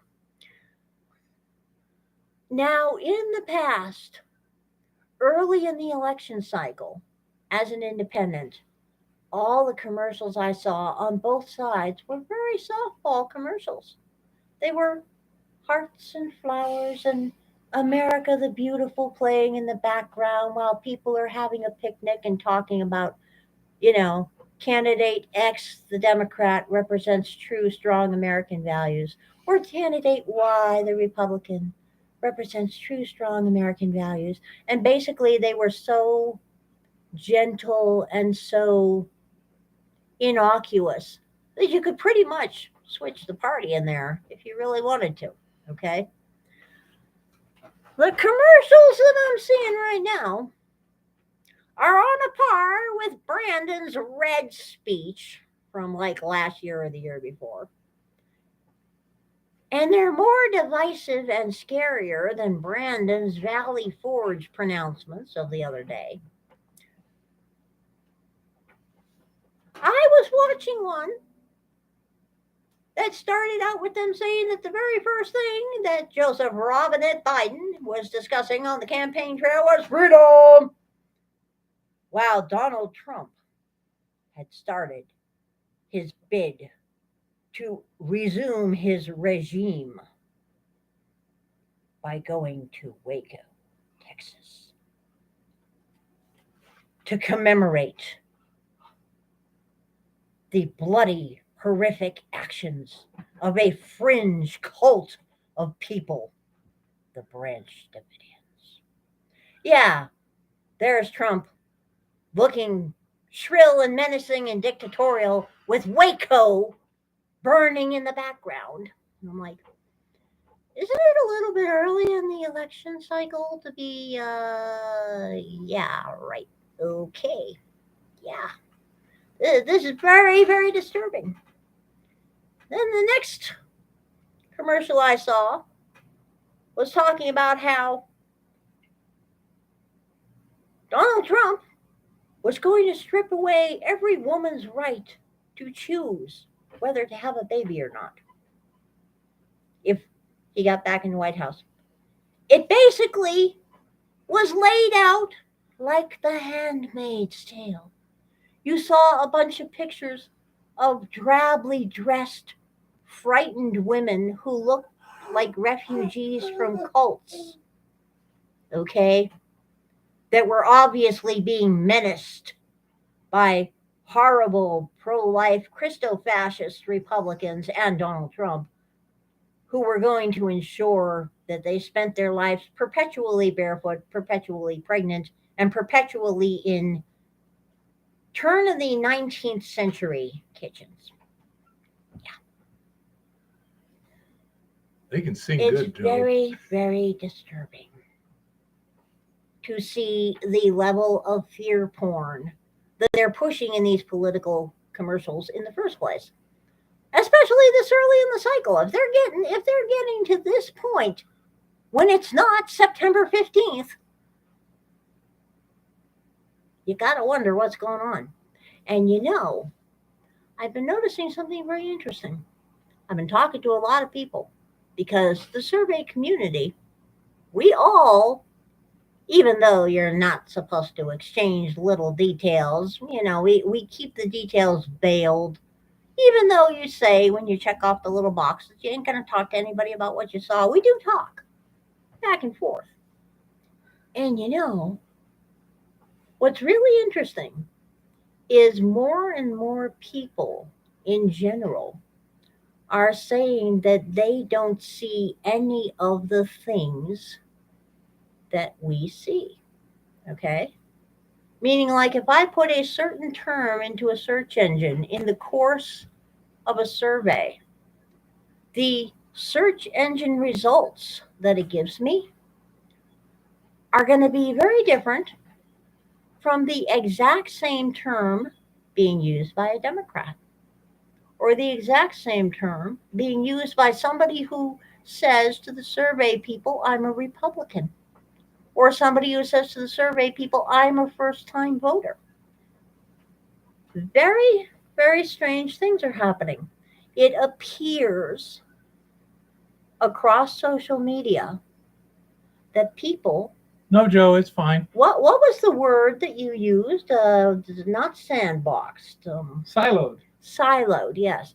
It appears that people are beginning to be siloed in various parts of the information stream. It's not just something we're noticing in the survey world. It's something I'm noticing on my Facebook feed. I have, unfortunately, at the moment, 2 FBs, okay? Mind you, these are the exact same Facebook accounts that I deleted and suspended and told Facebook like 5 times back in 2016 that we wanted to make go away, okay? And funny enough, when I started playing my games on my phone and I wanted to save my games, I discovered that those Facebook accounts were still absolutely Take right care, there. Rock. Go figure. Bizarre and unaccountable how that happens after you have deleted something and gone through multiple hoops and told them time and time again you want it deleted, and they tell you, well, it will be gone forever, and you say, yep, it's gone forever, and then you try to log into it and it says, yep, it's gone forever, and then 4 years later you discover, well, what the hell, it's still there. Well, actually, I got rid of them in 2016 and they're still there.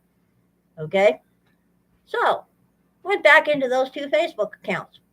The things that show up for advertising, etc., on his Facebook account are entirely different from the things that show up for advertising, etc., on my Facebook account, despite the fact that we have a large overlap in our friend group. Person's got to wonder about what the hell is going on out there at the moment because there's weird shit happening in our information stream right now. So I strongly advise everybody when you start looking for things. Recently I discovered that to start seeing the interesting shit, you have to go back beyond page 5 on Bing, and you have to go back beyond page 14 on Google. Just saying, you know, you might want to go back a little further on the search engine when you're looking for shit these days because shit is disappearing. Very bizarre. Very strange. No idea why it's happening. Jobs. You might want to pay attention to the revisions. Yeah, let's go see what Money Metals has to say about this. By the way, just as a casual aside here, I'm not affiliated with Money Metals, but I do know if you sign up, there's a link somewhere on the website right now. If you sign up for their email, you're in the drawing to win 50 American Silver Eagles. Every month, we get a strong non farm payroll report with a big headline number. Every month, the market reacts with a stock market drop, a spike in dollar strength, and a sell off in gold, all in anticipation that the Federal Reserve will respond to the strong labor market by leaving interest rates higher for longer. And every month, the Bureau of Labor and Statistics revises the previous month's jobs lower. That's the part nobody pays attention to. For December, the BLS reported 216,000 new jobs. This was far higher than the 170,000 new jobs projected and resulted in the aforementioned knee jerk reaction from the markets. And then there were the revisions. The BLS revised the November jobs number down to 173,000. It was originally reported as 199,000. At this time, this report was slightly better than the 190,000 Dow Jones estimate. But we now know the real number was a big miss. It wasn't slightly better than the estimate, it was way worse than the estimate. The BLS also revised October's number down to 105,000 new jobs created. The BLS originally reported 150,000 new jobs in October. Woo-hoo. That's 71,000 jobs that just poof, disappeared with no fanfare. Here's what I was talking, little one. Mm-hmm. You said they revised the November numbers down Yeah, they revise every by month about down. 20,000. Doesn't that automatically add 20,000 to the December numbers they're now generating? Quite possibly, but only on alternate Tuesdays. Ah. This is not an anomaly. The BLS revised 10 of the last 11 non-farm payroll reports lower. They do this all the time, folks, okay? Notice the pattern. By the way, the fantastic December jobs report wasn't that great when you dig into the numbers. A big chunk of the new numbers were government jobs, 52,000. There was a record 1.5 million crash in the number of full-time jobs. Think about what that means for a minute. 1.5 million full-time jobs apparently went poof. Okay? We are 1.5 million lower in full-time jobs. Okay? The labor force participation clicked downward. And we have more and more Americans working multiple jobs trying to make ends meet. Every time some guy starts delivering pizzas at night on top of his day job, that counts as a new job. Now you see why the goddess says there's lies, there's damn lies, there's statistics, and the government beats them all for bullshit. Okay? That's not even the point.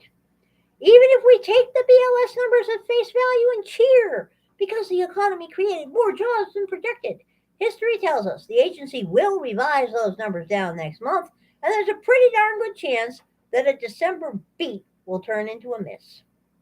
And nobody will notice. The markets only react to the initial numbers. You never see a gold rally because the BLS erased a bunch of jobs from the economy with a few clicks of the calculator. The revisions happen quietly in the back alleys. Nobody pays any attention to them. That creates the illusion the labor market is much stronger than it actually is. Why should we trust any of these numbers, much less make decisions based on them? And notice the revisions are always down. If the BLS was making honest mistakes month after month, you'd think sometimes they'd underestimate and sometimes they'd overestimate. But they always overestimate. That's because there's a problem in the formula, just in case you're wondering. If you flipped a coin and came up heads 10 out of 11 times, you'd start to wonder about the integrity of the coin now, wouldn't you? Again, it's important to wrap your head around the pattern here. This month, the government reports good news. Everybody celebrates. Markets move. The following month, the government quietly revises everything downwards and reports that the good news was really bad news when they report this at all. And nobody pays attention. It might be a good idea to pay attention to the revisions. Things aren't nearly as rosy as headlines would indicate. This is true about our government and always has been. The reckoning in pension funds draws closer. The reckoning in banks is drawing closer in general. The reckoning in pension funds draws closer. The outlook for pension systems is growing increasingly dire. Promises made to retirees have been generous and they can only be kept if prices for all kinds of assets move consistently higher. The trouble is, the past 3 years don't look like the first 20 years of the century. The 40-year bull market in bonds ended. Commercial real estate is in deep trouble, and there are many indications a recession is coming. It's already been here, which should translate to lower stock prices. Now, some large pension programs are looking to borrow money to meet their obligations. The union boss controlled California State Teachers Retirement System, CalSTARS, announced plans to borrow $30 billion with the B in an effort to avoid selling distressed real estate and bonds. Distressed real estate and bonds. They don't have much choice. Cutting retirement benefits is forbidden by law. For some systems in certain locales, such as the government employee pensions in Illinois, changing the law means amending the state's constitution, a political impossibility. The CalSTARS moved to borrow roughly 10% of the total assets. Smells of desperation. It's a gamble which pays off if there's a big recovery in commercial real estate and bond prices. The outlook for commercial real estate remains gloomy. Well, no shit, Sherlock. Especially in California, like who in their right mind would want real estate in California? The retail sector has struggled for years due to the ongoing transition from brick and mortar to online shopping. More recently, demand for office space has been in decline. Work from home was a trend prior to COVID and it massively accelerated during pandemic. It was the most likely scenario for a recovery in bond prices involves a decline in stock prices. The Fed isn't likely to start dropping interest rates until stock market weakness signals recession or even worse, economic malaise. Economic malaise. The goddess wonders if that's the new term they're trying out for depression with a D. Just wondering. If markets fall, it will only get harder and more expensive for pensions to borrow next time. The alternative to borrowing will be a fire sale of assets or a bailout from either the state or the federal government. Given that California is facing a record $68 billion with a B deficit, and federal deficits are also skyrocketing, bailouts could be a difficult sell. Liberal California state politicians will likely want to rescue pensions, but they will have to borrow to do it. The state's creditworthiness could be an issue. Really now. One wonders why that would be. I mean, it couldn't possibly have anything to do with some of their disastrous policies. Though the goddess did see that interesting commercial about how downtown San Francisco is for drug users, because we do need to normalize drug use on our city streets. Drug users have been criminalized for too long. You heard it first from San Francisco this week. At the federal level, a bailout to maintain lavish retirement benefits for teachers in California is going to be a hard sell among representatives from more conservative states, as it should be. Our system was designed so that succeeding states would not be forced to bail out failing states. Just saying. Overextended pension systems managed to stay afloat when prices for equity, real estate, and bonds all moved higher. The promises made to retirees assume a monthly, uninterrupted bull market in financial assets. Few state pensions allocate any of their assets to physical precious metals in order to protect retirees from inflation and credit risk. One notable exception is the Ohio Police and Firefighters Pension Fund, which reportedly acquired a physical gold holding. Well, good for them. Now, pension systems that are hitched entirely to financial assets must navigate potential bear markets and tighter borrowing conditions, and many may not succeed. Yeah. The goddess has to wonder about the kind of person who would believe that their pension is always going to climb. Not necessarily a very smart idea, that. Bank borrowing from Fed bailout program has surged. So, a little background. You may remember we've been talking now and then about the FDIC and the NCUA, those two four-letter agencies that insure your bank deposits and credit union deposits. And the fact that they have no money to do it is like highly inconsequential, okay? Well, back some time ago now, when Silicon Valley Bank went under and the federal government decided that that $250,000 deposit limit was a social construct, and that everybody in any bank going into receivership is now going to get paid. Well, that kind of doesn't work out too well when you ain't got no money. So the feds, in their infinite wisdom, such as it is, set up a slush fund. They dug a bunch of digital ones and zeros out of the computer. Lord only knows where they found them, people. But they dug out a bunch of these ones and zeros and set up a nice slush fund where banks that were having a temporary liquidity problem could come and borrow money with no strings attached. Well, except for that string that says that you need to be investing money in federal treasuries and toxic real estate mortgage vehicles and derivatives and things. Okay? So anyway, it was a federal bank bailout program. Great thing. Is the U.S. banking crisis still bubbling under the surface? If activity in the Federal Reserve's bank bailout program is any indication, the answer to that question is affirmative. Over the past 2 months, the balance in the Federal Bank Term Funding Program, this is BTFP, has surged, and the pace of borrowing appears to be increasing. Take note of that acronym. Since November 19th, the amount of outstanding loans in the BTFP has increased by $27.3 billion with a B. The balance in the bailout program grew by nearly $5.4 billion with a B just last week. As of January 3rd, the balance in the BTFP stood at just over $141.2 billion with a B. It's the largest balance since the program was created in March.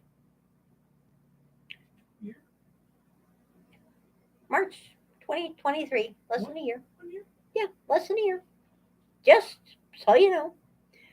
Now, you can find the chart on this at Fred. It's one of the few things you can still find at Fred if you want to head over to Fred to see it. It's under Assets, Liquidity and Credit Facilities, Loans, Bank Term Funding Program, Net. Okay? There's a chart. There's a chart there. At Fred. Fred, by the way, is the St. Louis Federal Reserve. That is Fred. You find many, many strange and interesting charts at Fred. If you dig deep enough, they have a tendency to archive things when they really don't like the way they look, though. So it's really kind of hard to find some stuff. As you can see, borrowing leveled off in August before a sudden spike in November. And keep in mind that banks were still tapping into the bailout even as the total balance in the program plateaued. Some banks were paying off loans as others borrowed. The surge in bank bailout borrowing may indicate more banks are struggling in the high interest rate environment, and the financial crisis that kicked off in March is still bubbling under the surface. The BTFP program is a sweetheart deal for banks struggling to raise short term capital. After the collapse of Silicon Valley Bank and Signature Bank last March, the Fed created BTFP, allowing banks to easily access cash to help assure banks have the ability to meet the needs of all their depositors. All, note, all, ALL, in toto, 100%. Nobody, well, everybody gets screwed, but nobody gets left behind when it comes to getting screwed, okay?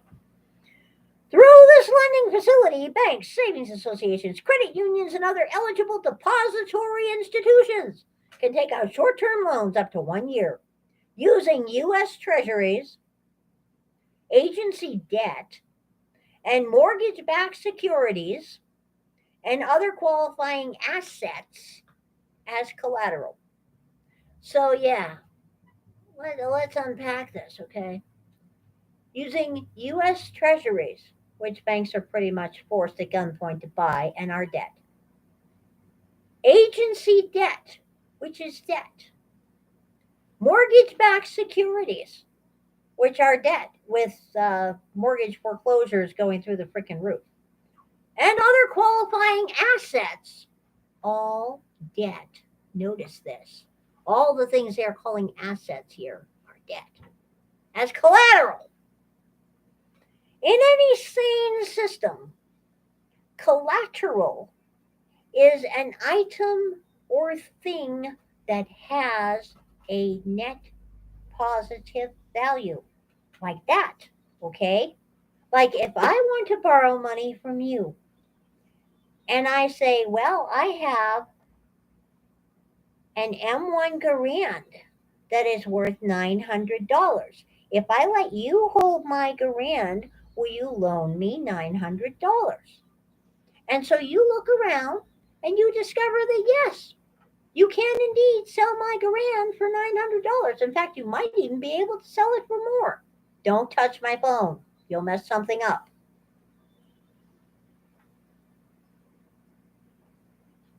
And so we do business. I give you my collateral and you give me $900 in Federal Reserve notes, which are a debt instrument, which is why anybody doing this would be an idiot to begin with. But that's another entire point here. Or maybe my collateral is 100 shares of stock in Microsoft. So you look at it and you say, okay, well, I'm going to be holding this stock for a month until you pay me back. So yeah, if you don't pay me back, I can definitely sell it for what it's worth. That's collateral. Not to these yo-yos. To these yo-yos, the larger your pile of debt, the more debt you can borrow from somebody else. I really, really find that fascinating. Okay? That's where the sweetheart deal comes in. Instead of valuing these collateral assets at their market value, which would be like gross, banks can borrow against them at par, face value. So if you have a pile of mortgage-backed securities that are all mortgage-backed securities that are on foreclosed properties or properties going into foreclosure or serious like third-party derivatives and stuff that are worth pennies on the dollar, but the face value of that stuff is a zillion, they're going to go with the face value. Now, how could this possibly go wrong? I really don't see how this could possibly go wrong.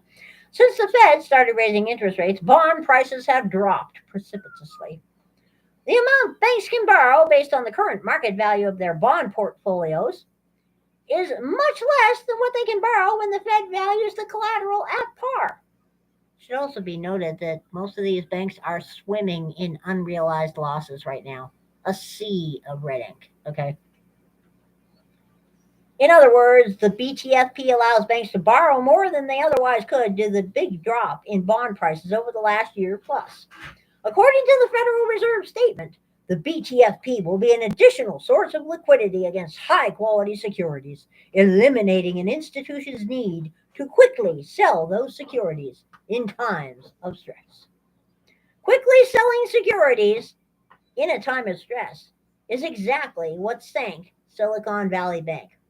Well, actually, a whole raft of bad banking practices sunk Silicon Valley Bank. But that just happened to be the big one. Things started to unravel when SVB sold a large portion of its bond portfolio at a 1.8 billion with a B loss. At the time, CVB CEO Greg Becky said the bank made the sale because we expect continued higher interest rates, pressured public and private markets, and elevated cash burn levels from our clients. The bank bought the bonds when interest rates were low.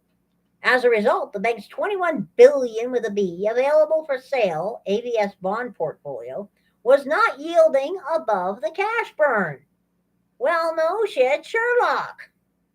Meanwhile, rising interest rates caused the value of the portfolio to fall significantly. Well, again, no shit, Sherlock.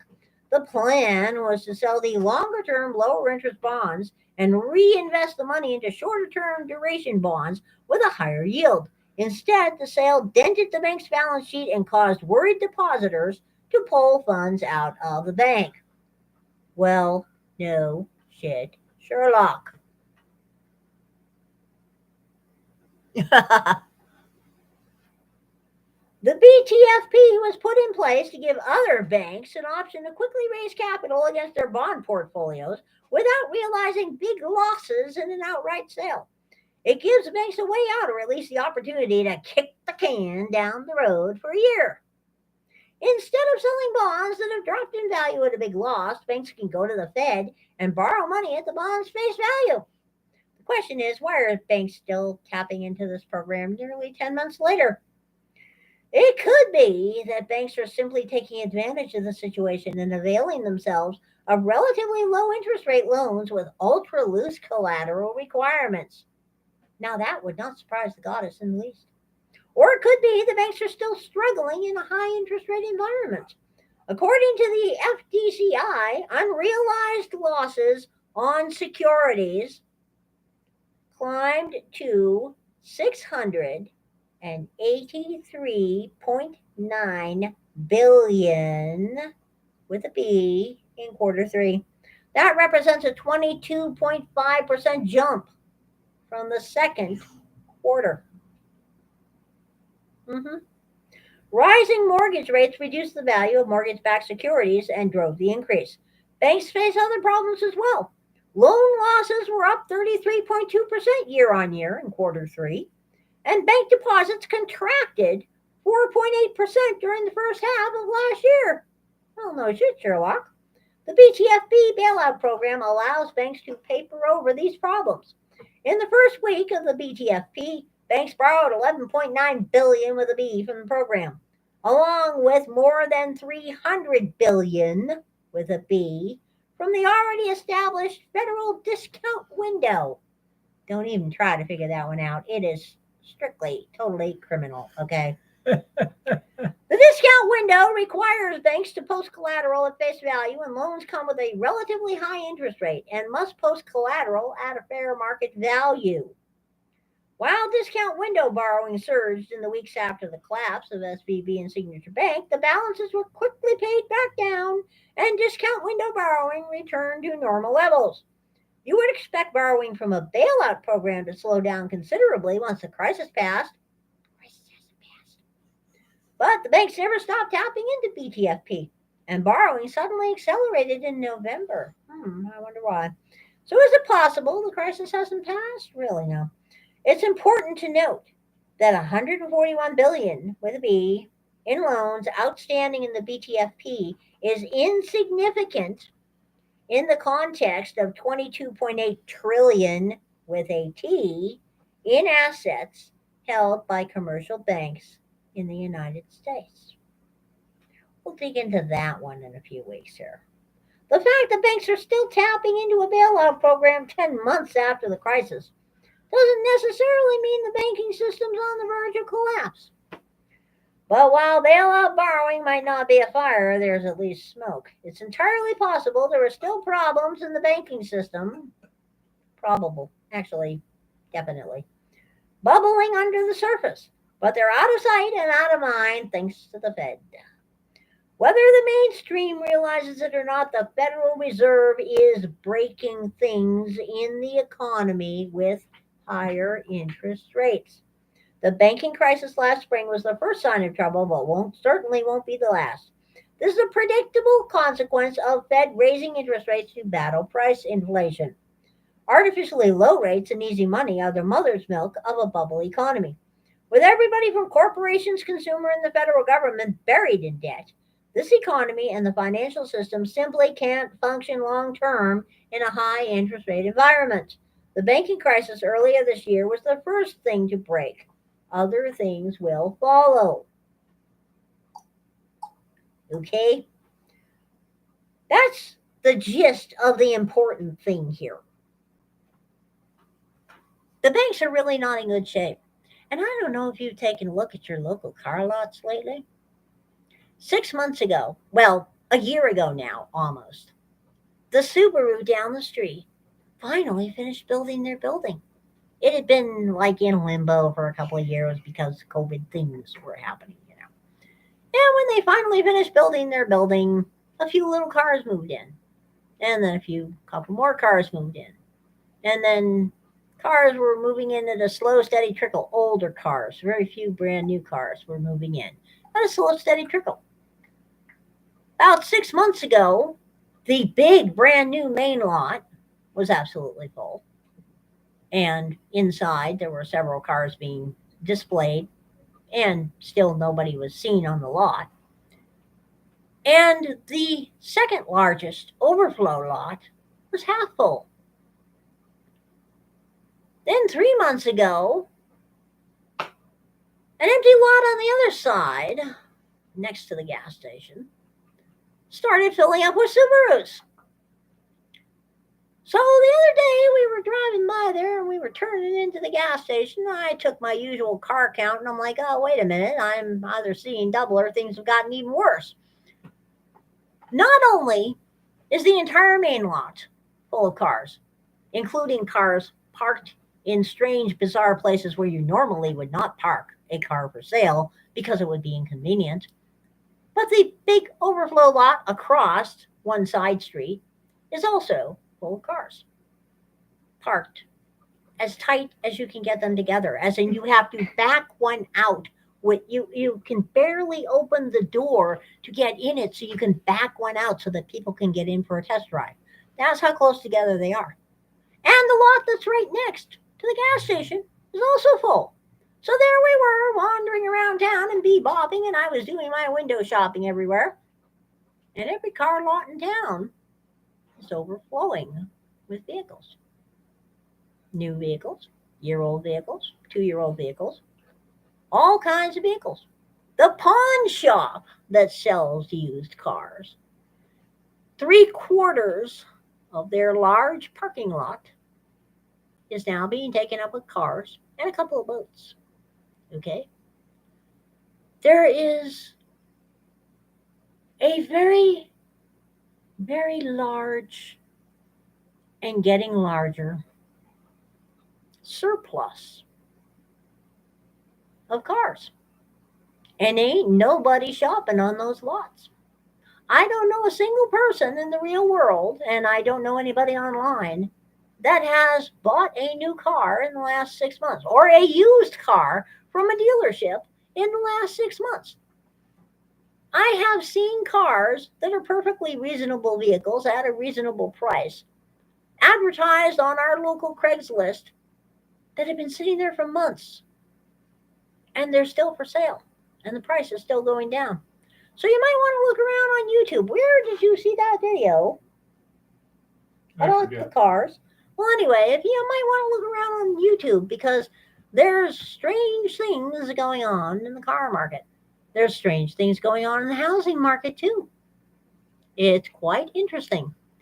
Mr. Virtue, I have not looked into the Singapore Development Bank situation yet, but I've noticed some crazy shit is going on with metals and LIBOR, London system, and HBSC. So some funny stuff's going on there too. You have a lot to look for in that regard. Banks are getting really, really sketchy. Houses are staying on the mortgage market a lot longer too than they were. We've had to have a couple of price drops on a few houses that were hanging around here for a while. Yeah. Well, the geniuses, Honey Bunny, are probably fairly idiotic on that. What it looks like is going on around here, at least, they're not going to be getting the prices they were, and more cars are being repoed. I've talked to a couple of people online that are like, we're talking people that broke down on the road. And when they called for a tow truck, it's like there will be no tow truck for several days because the tow truck companies have had all of their trucks reserved to do repos. They're being contracted to repo. And yes, HSBC, HBSC is evil. Okay, they are the bank of choice for international drug runners, gun runners, cartels, and child sex traffickers. Have been for a long time. And they partner with the B of A south of the border down there in Mexico, and our federal government knew about it and let them get away with it. But that's an entirely different story. But the economy is slowing down. And the banking system is becoming a little bit more bizarre than it was. So this is a good time to get into local banks. And another thing of interest that came up, that YouTube reference down there. We were watching Paul Joseph Watson today, who is a rather interesting dude to watch. And he brought up the fact that all the billionaires are building giant fantasy survivalist bunkers on private islands all over the dang place. The goddess has to wonder if the seas are going to be rising 30 or 40 or 50 or 100 feet. Why the hell are these people buying islands? But, you can't expect common sense from a billionaire, apparently. Just saying. Unless they know something we don't. Now, the gold price was $2,034.50. And silver was at $23.16, platinum at $9.30, palladium at $9.90, and rhodium at $4,250. And once again, rhodium went up exactly $100 today. Rhodium is fascinating to watch because it is the stablest damn metal that only goes up or down in $100 increments. It's amazing. No idea why that happens.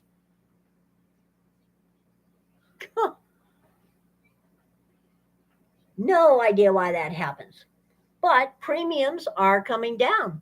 People are reporting now in some parts of the country getting a generic premium, the same premium for an American Silver Eagle that they're getting for a generic round.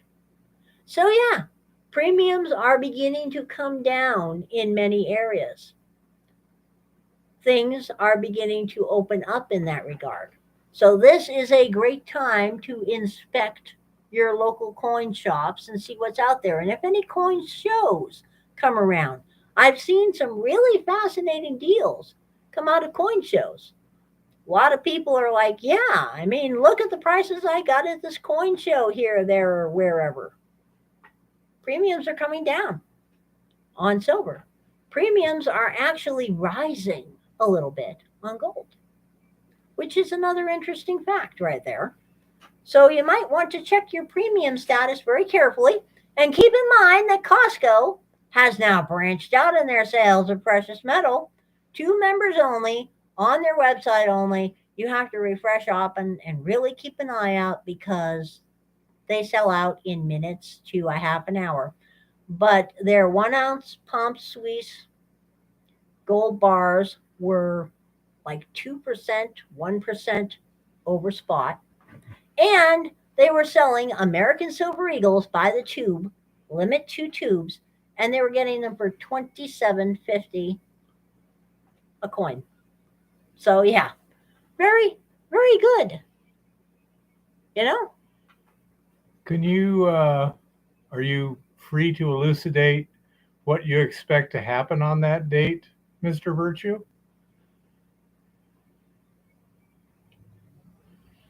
Scroll the other way. China's moving forward with asset-backed notes. Ah, Yep. it would not surprise me actually. I would like to see. Uh, I would like to see more. I want to see the first concrete move from BRICS and the Development Bank. I really want to see the first concrete move because we're seeing more de-dollarization happening behind the scenes. There have actually been some oil deals conducted recently. India conducted some oil deals with Arab countries in rupees rather than in dollars. And other things like this are beginning to happen. So it will be interesting to see what is going to come out of the BRICS and what form the first floating of hard backed things is happening. What's going to be happening there? It probably is going to be pretty darn interesting. But in the meantime, yeah, Costco has been having great deals on gold and silver. Walmart.com is still having great deals on silver through AppMex, and they have had some gold through AppMex as well. But be sure if you buy at Walmart.com that it ships from AppMex because Walmart, like Amazon, is being overrun by third-party scammer sellers. And on that note, for the love of all that is holy, please do not buy from random bullshit places on Amazon or eBay. The amount of counterfeit that is rolling out of China these days, both their own official coinage, the pandas, and copies of American shit, is beyond ridiculous. eBay does nothing to police their site, no matter how many times you report things. Amazon doesn't do crap to police their site, no matter how often you report things. So if you buy from those types of places, make sure you are going directly to the official storefront of an official bullion dealer, like AppMex or JM Bullion or SD Bullion or somebody else real or Money Metals, or go directly to the company website and buy there.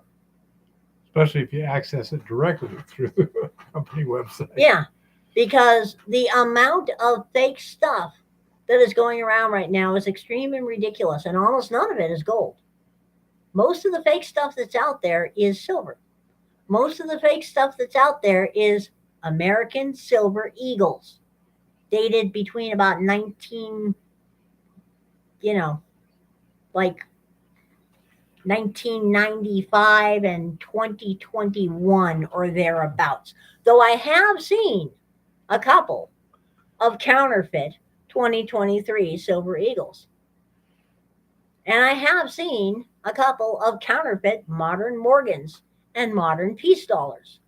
So make sure that you are buying from a reputable place.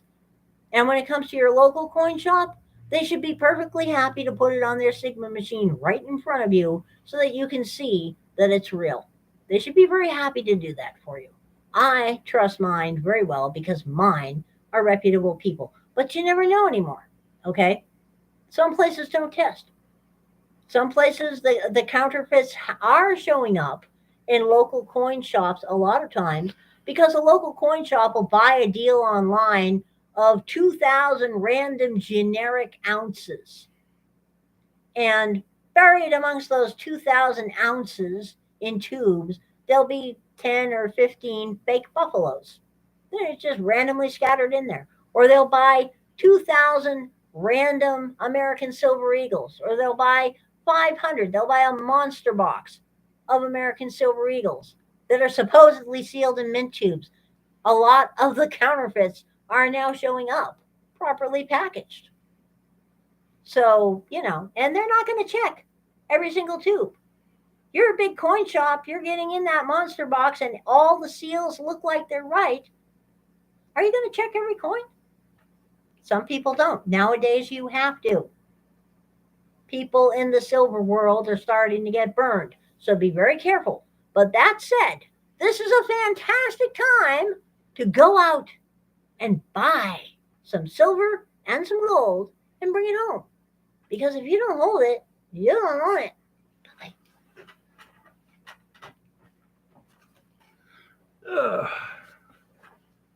Hey, Rob Bob.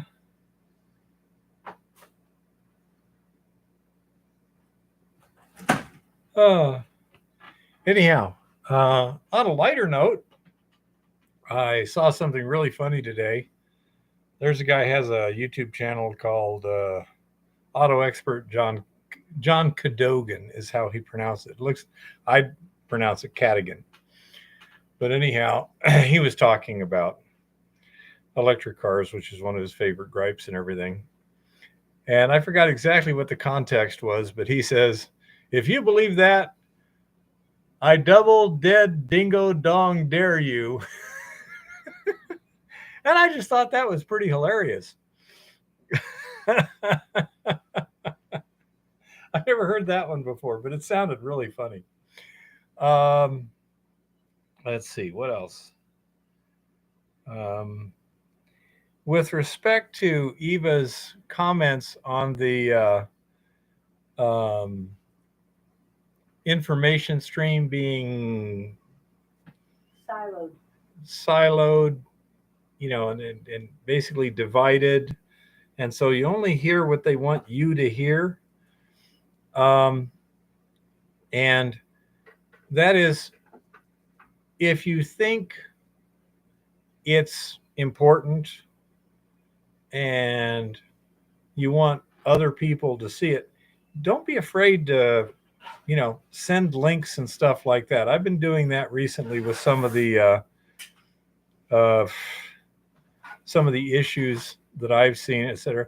Be careful. You don't want to harden people's positions, but you just when you see something you think is important and you think it's correct, you might want to send it to them direct. Don't be afraid to ask people what they're seeing. Okay, and Eva says, trade links with people and ask what are you seeing, because it's fascinating to me. As we were talking a couple weeks ago, you're finding that different people are viewing the world differently solely because of the information sources that they're getting their information from. And we should be able to agree at least on the facts, and we're not able to at this time. And that's a bad thing. That's going to create division. Well-meaning people are going to have different feelings about subjects that simply because of the information. I mean, for example, let's say vaccines. If somebody believes the COVID vaccine is a great thing that saves lives and blah, blah, they're going to be promoting it, and they're going to see the things that would confirm their thing. Somebody who's of the opposite opinion, and this is the weird thing, is they're going to see the stuff that confirms their opinion and not anything on the other side, and vice versa. And so they're going to tend to become very solid in their belief systems until something really dramatic happens that would just falsify their basic beliefs. But that's a bad thing for society when you have people with well-meaning people that have radically different opinions solely because somebody is not giving the truth, And look up Tucker Carlson's interview with that dude this week. Yeah, Tucker Carlson also had a good interview with Brett Weinstein this week that was kind of interesting. And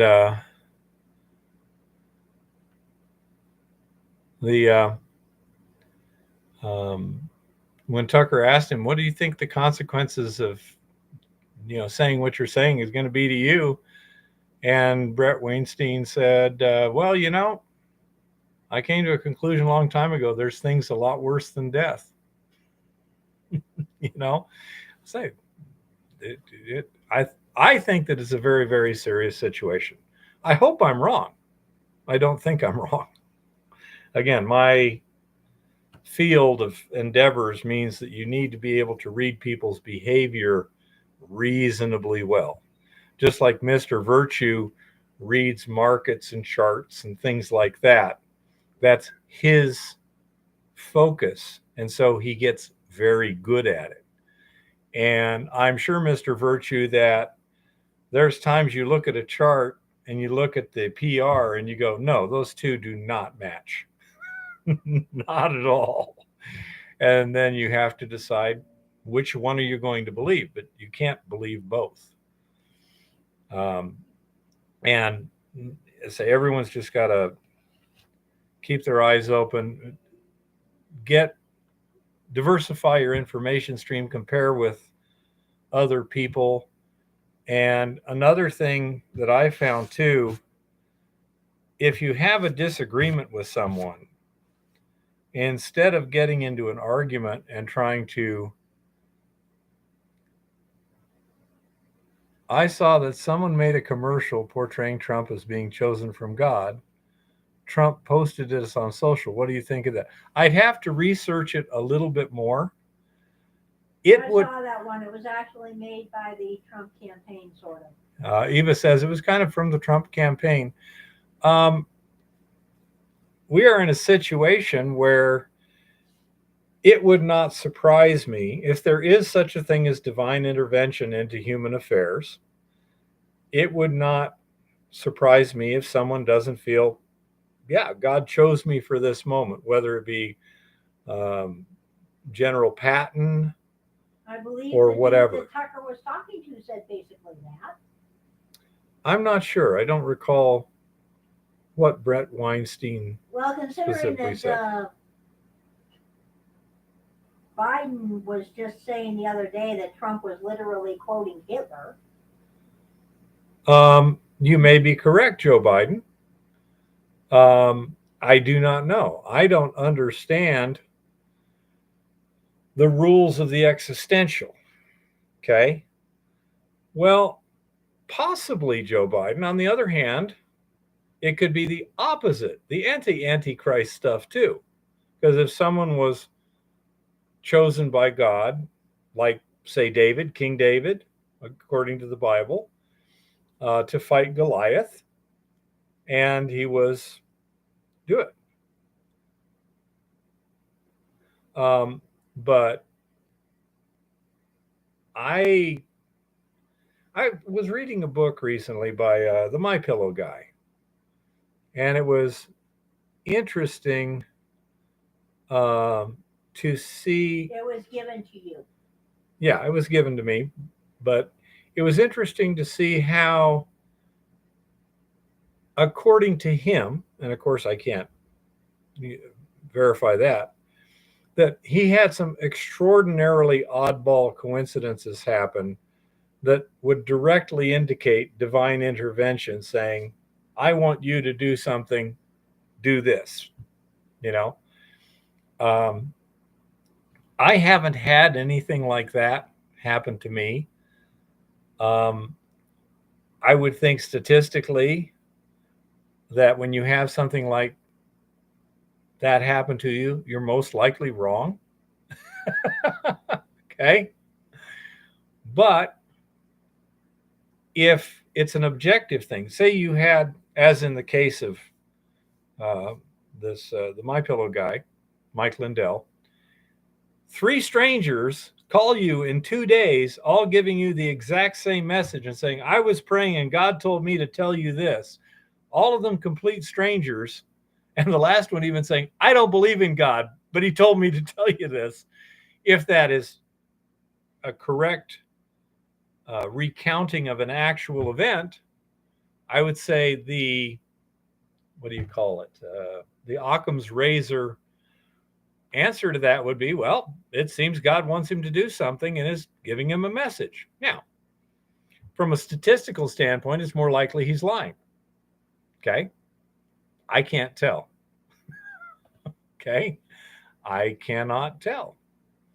So you look at these situations, and is there anyone right now who's watching this that doesn't believe this is a very serious situation we're in, and the near future is very important in how we do this? Okay. If there is, let me know. I suspect that virtually everyone here thinks this is a very serious time. This election is really crazy. This election is going to be very important. The situation worldwide is very important and kind of in flux. This whole BRICS plus financial stuff is going to have some huge follow-on consequences for the United States.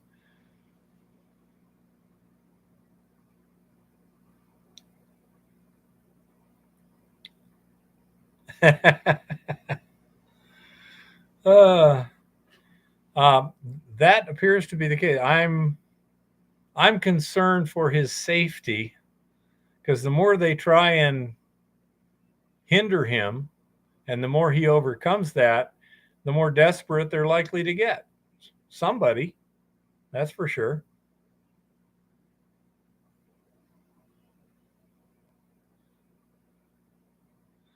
To a great extent, that may be correct, Honey Bunny. On the other hand, there might be a time when something important was under your control. And I don't know.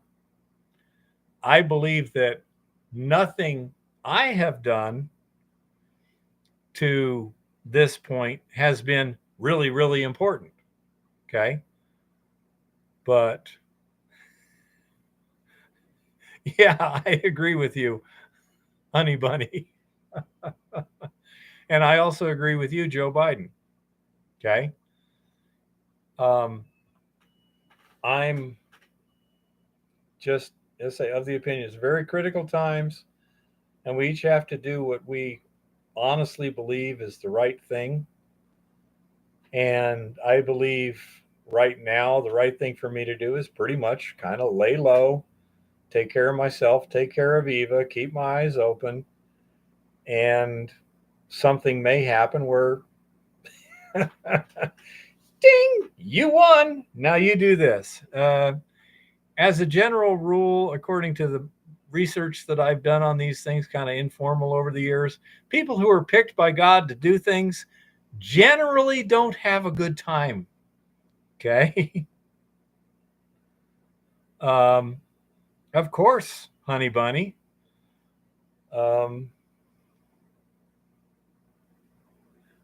I do too. Now, we were at a Trump rally in Tucson. Okay.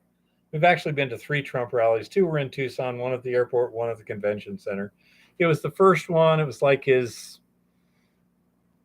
3rd or 6th rally of his first election bid. Okay.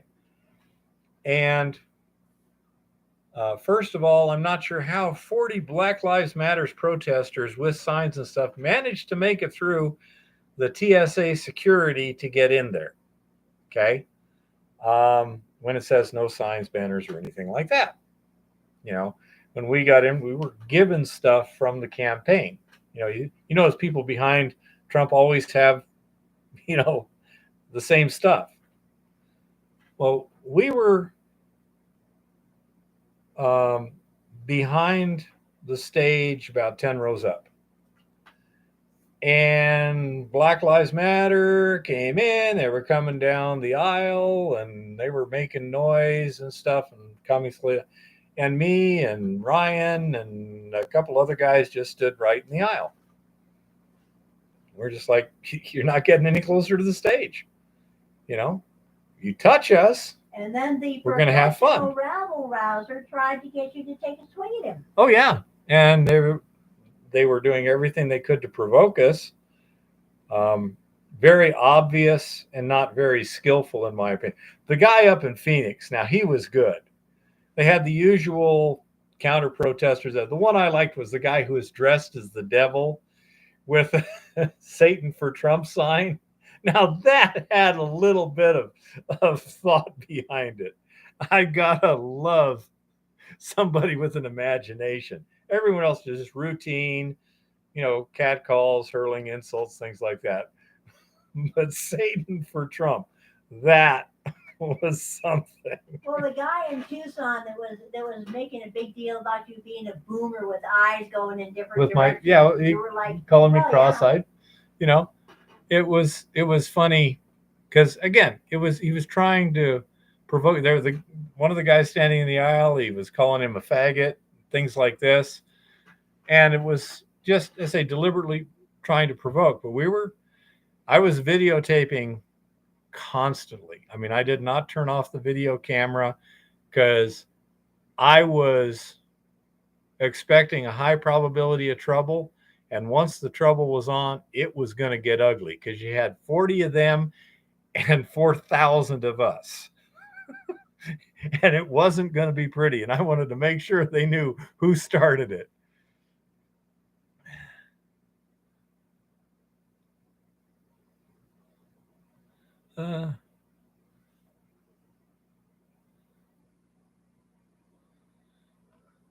I'm not sure how direct the government got when they shut down the mining. I suspect that they didn't have to do that much. The stories from around here are that when they shut down the gold mines, a lot of them, they pushed the equipment inside the mine and caved it in, the opening, with the intention of after the war coming back and opening it up.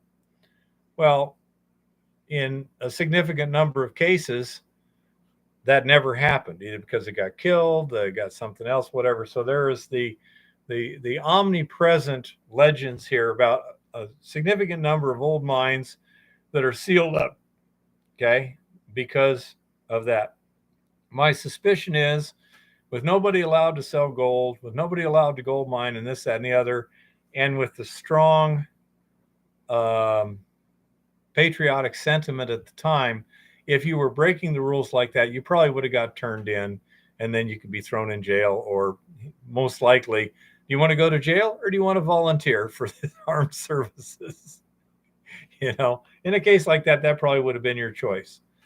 But I don't know of any aggressive actions the government to deal with that. I have not heard anything about that up here. And I would have thought if the government was hunting them down and doing stuff like that, we would have heard about it. There would have been legends. I mean, after all, there's people alive right now that were alive immediately after World War II. I mean, I was born in 56. So the older folks around here, so as 26, they would have been born in the 20s, 100 years old. Yeah. They would have, we would have had people. 90-year-old around. Yeah. I'm sure there's people around here that were alive during World War II, but I haven't heard anything about that. Mosh pit in the aisles. Yeah. It would have got serious because I can guarantee you the guys standing with me, we're not going to let those guys get closer to Trump. Okay. We weren't going to attack him. We weren't going to do anything stupid because we know it's just going to show the media what they want to see. Yeah, those people were paid. Yeah, and they were definitely paid provocateurs. Okay, absolutely paid provocateurs. They were doing it. You could tell it was a very disciplined, thoughtful thing they were doing. They weren't doing it because they were so upset they didn't know what. They were looking to provoke us deliberately, consciously. Outside too. And outside they were doing the same thing, spitting on women, stuff like that. And I think if similar things happen now, we need to just start putting people under citizen's arrest. And so that's my thought. If assuming this campaign continues on, etc., it was, we're just going to have to defend ourselves, but we'll have to do it in a way that is legal and forces the authorities to act. For example, if you arrest somebody for aggravated assault, okay, and that's a felony. I'm not sure of the rules here in Montana. I know you can do a citizen's arrest in Montana. It's actually a little bit more liberal in what you can arrest for here in Montana. But in Arizona, if you make a citizen's arrest, you call the cops show up, and you turn them over to the cops. Now, if it's a misdemeanor, like in Arizona, if it was simple assault, you're in an argument, the guy punches you, you take him down, hold him for the cops. Okay, the cop can cite him and release him. Okay, he can give him same thing as a parking ticket, basically. On the other hand, if it's a felony, he comes at you with a knife, you take him down and hold him for the cops. They cannot cite him and release him in Arizona. Don't know what the laws are in Montana. In Arizona, they are required to take him to jail, book him, and put him before a magistrate, and only the magistrate can release him. If not, the cops are committing a crime. Okay? So by doing things like that, we might be able to, they want to cause trouble, fine. We just take them down, arrest them, turn them over to the cops. In most jurisdictions, I would think rioting is a felony. Let's see in Montana. Montana rioting laws. Okay. Let's see, intimidation. Okay,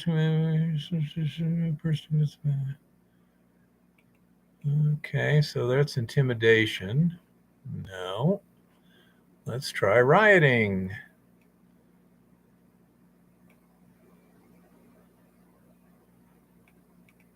Apparently there's an aggravated riot. Aggravated riot? Yeah. What happens if you're convicted of aggravated riot? Let's see. What's Montana rioting? Well, let's see. U.S. Capitol. Oh, status of 6 Montanans.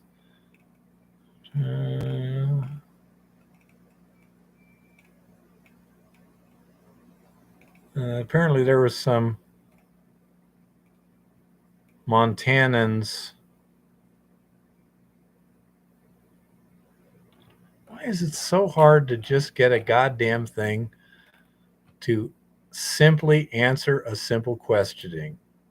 Montana rioting law. No, I don't want Montanans charged in the Capitol.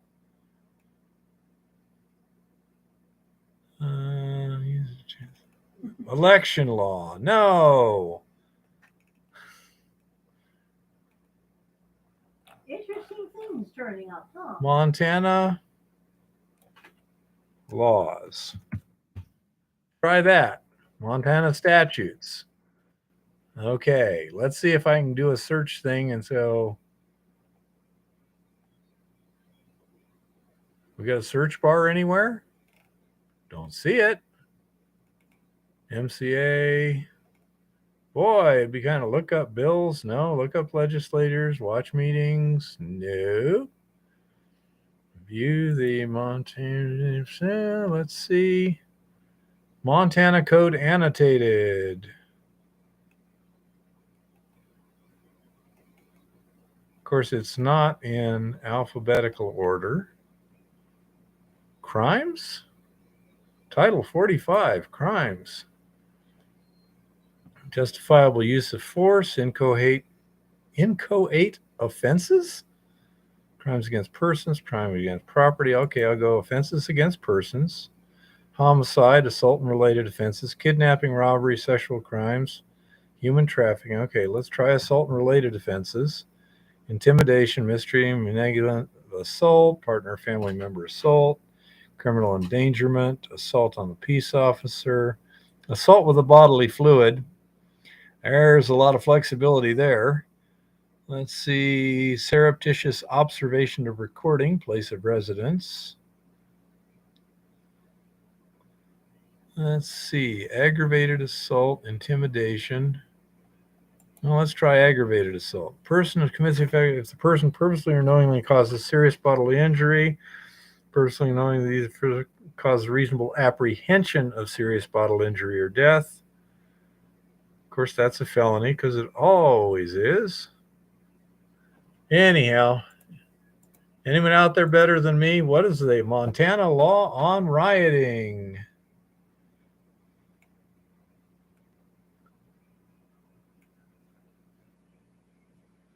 I know. All I'm saying is maybe the police would get tired if they just have to have hundreds of people turned over to them, you know?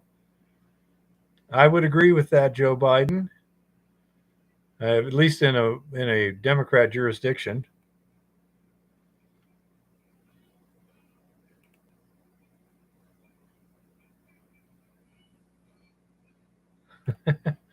But anyhow, I say that seems to me the best thing. If the Proud Boys didn't scuffle, but just put people in flex cuffs and said, "I've arrested for felony rioting," turn them over to the cops. You know, be interesting to see what happens. And then say when the cops are, when the judges are having to turn loose all these people, it also makes a point. That it's one reason why we moved to Montana, to get away from the insanity. Do I believe in Bigfoot? I don't know. I don't believe in it. I don't disbelieve in it. It would seem unlikely that something that big and that ubiquitous, we wouldn't have good physical evidence at this point. But, that's, I try not to have opinions on things I don't have information on. UFOs, what are they? I don't know. By definition, unidentified flying object is unidentified. The assumption is that a UFO may be an extraterrestrial spacecraft. Hey, Tricky. Hi, Tricky. How you doing? How are the kids? We're not sorry you're late. We're glad to see you here. By the way, Tricky, Chris is just recently moved and they're trying to get the internet hooked up to where he's at. So you will not be able to get him via internet for an indeterminate period of time because they got to run internet to the house wherever it's at. No, I haven't, Joe. I usually don't go searching for that kind of stuff. I'm usually pretty busy trying to keep caught up with the news. And nowadays, it's also going to be very difficult to judge things unless you're an expert in deep fakes and stuff like that. No, he's not hiding. He's literally moved and the new house does not have internet and they're trying to get it installed.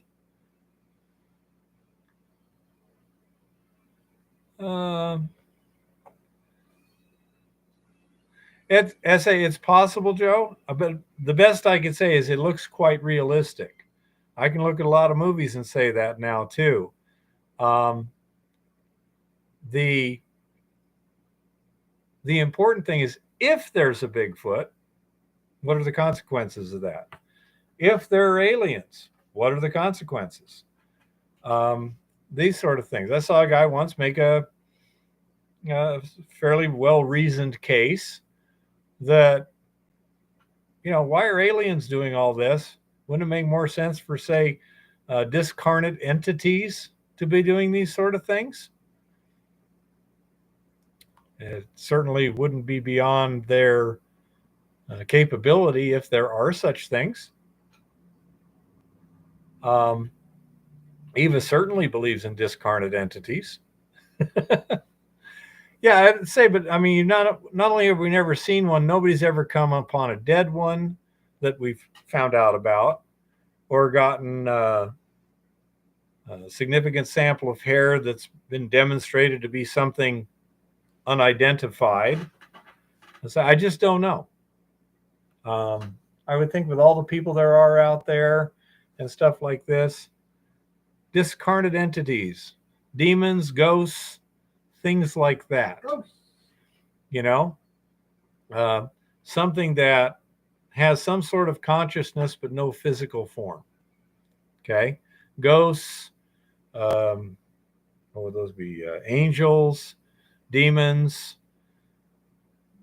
Who knows? Whatever. I have seen indications that some people can sense things independently of each other. Okay. Yeah. Poop from one would be a good one too. That, they're both observing apparently the same thing without me being able to observe what they are observing. And I have a high level of confidence they weren't just deliberately trying to fool me. Okay. That's all I can say on that. I've not seen anything myself. I haven't been able to do any solid research into anything like that that's lead me to any firm conclusions. But say that's it was an interesting theory.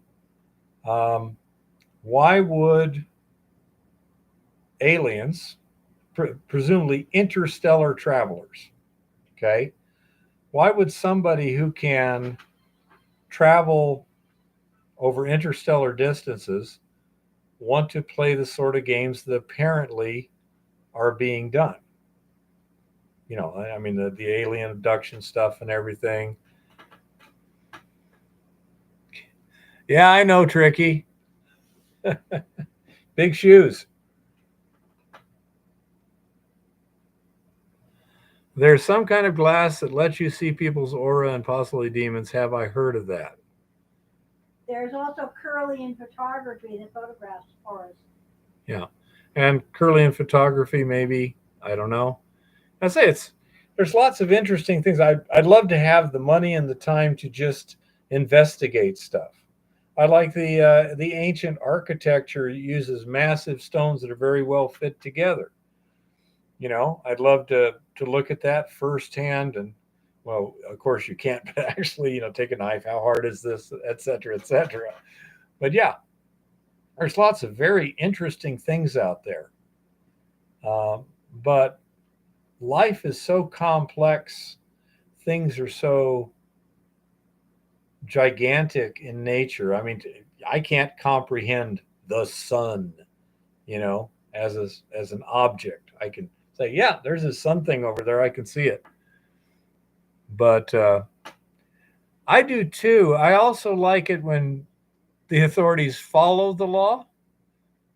That's you have that ancient wall stuff going on in Montana. I think that's what you're saying. I did see a story or a YouTube video about megalithic thing, and I'm looking at it and I'm going, no, that doesn't impress me. That just looks like essentially a durable vein type structure where the rock around it has worn away and the cracking is fairly natural. Well, you got to admit the ringing rocks are cool. The ringing rocks are cool too, but again, that's a well-known phenomenon. They understand why they ring, but they're like really cool.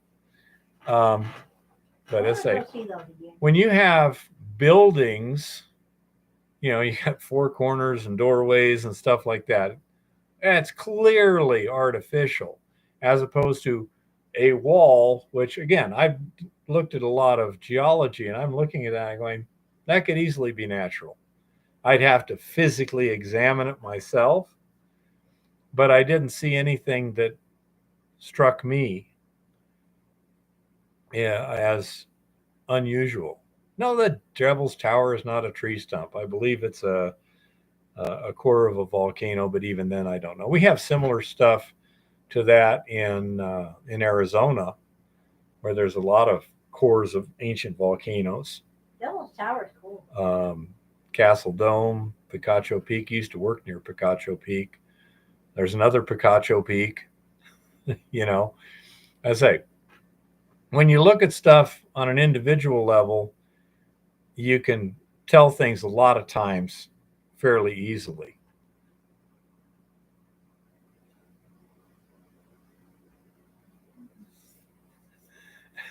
Now 30% they want, huh?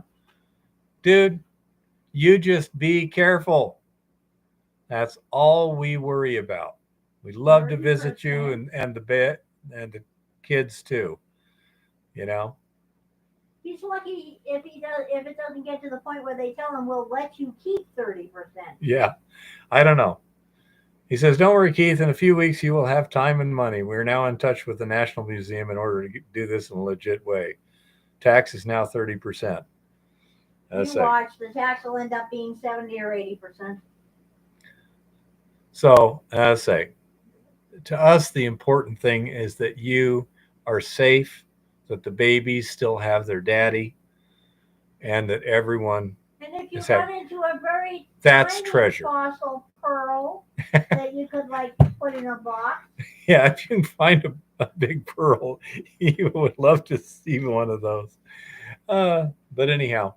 I'd love to have a man-eating clamshell, pearl or no pearl. Yeah, exactly. Just a man-eating clam. We don't have room for a man-eating clamshell. I'll make room. And then you can photograph me rising out of it like Venus. That Botticelli, you know. But anyhow, I say, it is nice and kind of more free. Okay, little one, over here. We got to sing Christine happy birthday. Ooh, birthday, birthday, birthday. Happy birthday to you. Happy birthday to you. Happy birthday, Christine. Happy birthday to you.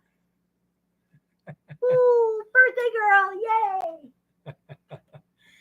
But yeah, as I say, I don't have a lot of money, but I have I don't have much desire for money at the present time.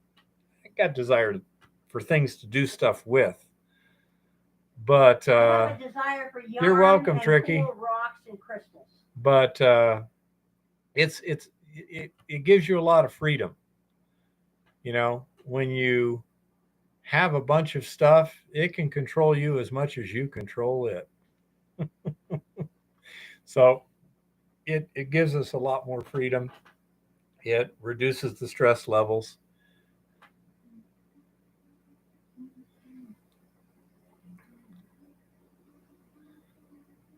I'm not sure, Jeff. He's got, I think, 5 children and a wife. I presume it's one of the young'uns. Exactly. And I have a wife who doesn't care too much for stuff either. She cares for experiences. She cares for doing good for people. And yarn and crystals. And yeah, and doing things for herself, just making stuff. I'm making things for my son. Yeah, exactly. So, as I say, it's a very relaxed lifestyle. It's very annoying to me that it looks like Christine is the wife. Well, happy birthday, birthday girl. Happy birthday, Christine. And you make sure he stays safe. And we're hoping everything goes very well for all of you there. I looked at the earthquakes that were going on and everything there, nothing too serious. So I'm sure that you didn't have any problems with that. So I say, we hope everything's going very well. You take care of Tricky and the little ones. Make sure you hug those. Yeah, hug and kiss all those kids. Babies. Yep. But yeah, it makes life a lot more relaxed. Say right now, I'm very annoyed because the powers that be have decided they're going to screw things up, it looks like. And that means I can't just relax. Very freaking annoying. I just got to the point in my life where I could relax with my life, and now they got to do all kinds of other crap to stress me out. Very annoyed at this. And more annoyed than when I went fishing the other day and didn't catch a damn thing. uh, Well, I just hope that when you go ice fishing, you bring home massive quantities of walleye. Walleye. Yeah, big perch aren't bad either, but yeah. Walleye are good. My stomach didn't like the perch. Remember? Well, yeah, but that was from this lake over here. Okay. Yeah. No, that last walleye, that was a nice one. So anyhow, yeah, it's really quite easy, and it's nice. Oh, it was already screwed up, but not too badly here. I'm afraid the screw ups now are going to get so severe that nobody will be able to relax. Damn it. You know? But such is life, you know?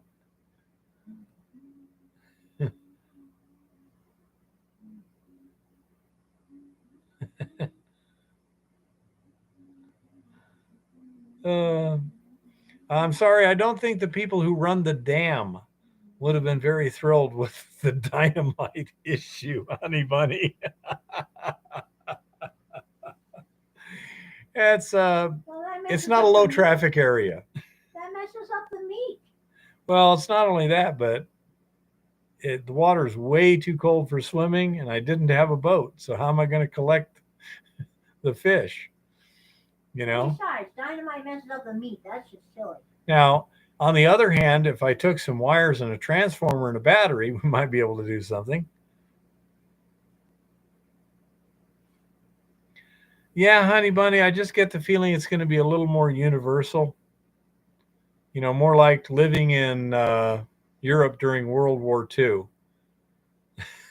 You know, it just pretty much head on a swivel and everything can change in a heartbeat. The Great Depression. Yeah, the Great Depression, that sort of stuff. Yep.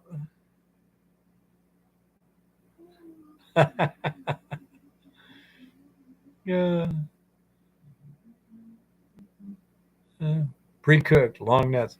Again, where I was fishing didn't really lend itself to a lot of those things, but you could have shocked them and then gone downstream and tried to collect a few that, you know, wound up at the shore while the others swam off late, you know, after they've recovered.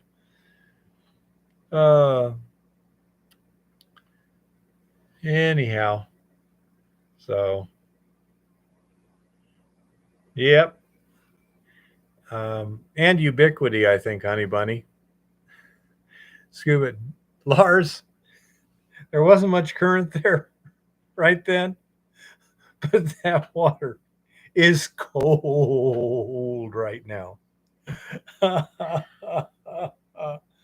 You know, when it's got ice floating on it, I mean, the water that's kind of seeping through the gates on the dam forms ice and goes in and then just floats past. Hard to tell, Jeff. Could be. Yeah, it might, honey bunny. I say that would be something that might be able to pull that one off. Because you could put all the stuff in a backpack without too much trouble and get down to the water there and then dink, dink, a couple of wires. Yeah, that might work. Oh. Really? I know that it's not causing me as much problem up here as it used to in Tucson when it would get cold, but I'm not sure it's because I'm older, just adapting. Yeah, I understand, honey bunny, but it's awfully one's easier to move away from if you don't like it or if you annoy them. Anyone got any mining questions or anything while it's getting kind of late here? Honey bunny disagrees with you, Lars.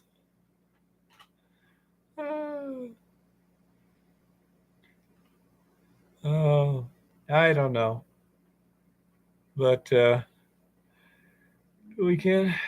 Honey bunny, it ain't a stream. It's a river. And I've seen people who can throw nets. They could have got it out in the area where the fish were, but I don't know how many lures and stuff you're going to snag on the bottom there. I know I lost a fair amount of tackle. That might actually be an interesting way of getting more fishing tackle. But there's a concrete wall there that you'd have to drag it over. And if that net hung up, you would just be screwed. Not to my knowledge, Lars. I do know.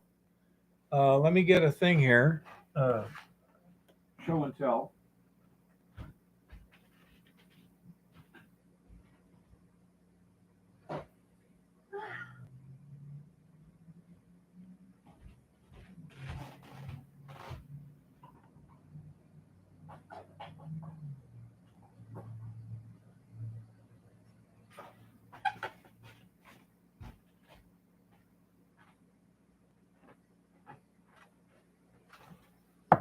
Okay. So, Lars, do I dream about gold? Not really, Mr. Virgin. I don't dream a whole lot, but not about gold. You dream, you don't remember. Yeah. Now, here we go, Lars. This is a tube of Eco Gold X solution that's been frozen. As you can see, the solutes have been concentrated in the bottom. That would be wonderful, Tricky. Now, here are some spot tests of, if not that one, it's very similar tube. This is the gold concentration in the stuff near the top of the tube. And this is the gold concentration in stuff in the bottom of the tube. As you can see, it does separate. And this material here seems to work with the spot test just as well as the regular solution. My assumption is the complex is still in solution there. Okay, it's not settling out. So it seems like freezing it does not cause it to precipitate, or at least not precipitate in a permanent manner. And I don't know how active this solution is, but in the springtime, we're going to thaw out the stuff and go from there. Let's see. That's a good joke, honey bunny. Settling. It's not settling. This stuff was solution. That's not settling. That's fractional crystallization. As it started freezing, ice goes to the top, and the solutes stay in solution, which then becomes a lower melting point, etc., and it concentrates the solutes to the point where now they can no longer keep the solution liquid, and that last little bit of ice freezes. You know? So that's an interesting phenomenon, although I have no ideas at this point in time how to put it to use in any way. You're welcome, Lars. So anyhow, that's what's happening.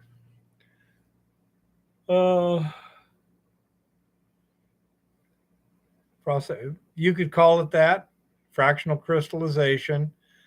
The polar people in polar regions use it to certain forms of ice are basically fresh water when they form on the ocean, and they can use that for uh, fresh water. So it's, I say, it's an interesting phenomenon. I'm not sure how it could be put to a practical use, though, in my application. But it really did concentrate it quite a bit. Oh,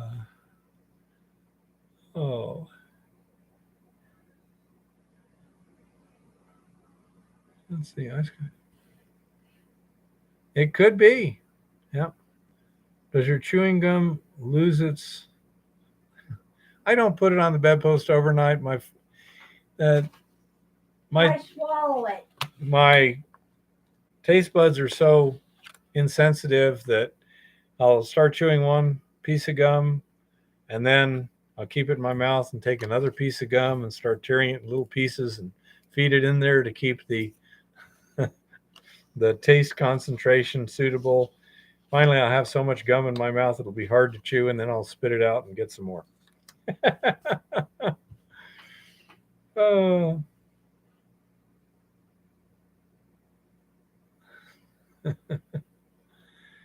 Anyhow, anything else here?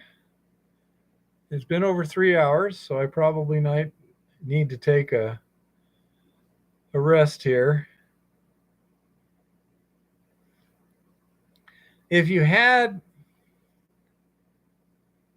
yes, if you could remove the ice, if you could potentially, if you had a pond that was deep and the ice, freezes down, then you can remove the ice from the top. It can concentrate the solution, but even this solution here is probably in the 100 parts per million range, but it wouldn't give you anywhere near pure gold or anything like that. It does concentrate it, but it doesn't really purify it. Again, it's something that could be done, but what are we going to? How are we going to make money on it? You betcha, Tricky. Thank you for showing up. Even if you were late, we don't care. Anytime you can. Glad to give you the happy birthday thing. And I say, just be careful out there. You take care. All righty. Any other questions, comments, or anything at this point? Yep. Either that or you could, use like a zinc precipitation or something. Will gold break through 2,200 this year? Asks Oregon Garage. Little one? No idea. And right now I'm doing a survey. In my opinion, it'll probably break through 2,200 US dollars per ounce this year. But a significant amount of that is because the US dollars are going to lose value on the international market. I am not an expert. Mr. Lodak, if he's still here, would have a much more informed opinion on that than I do. Or Mr. Virtue. Actually, Mr. Lodak does that too, doesn't he?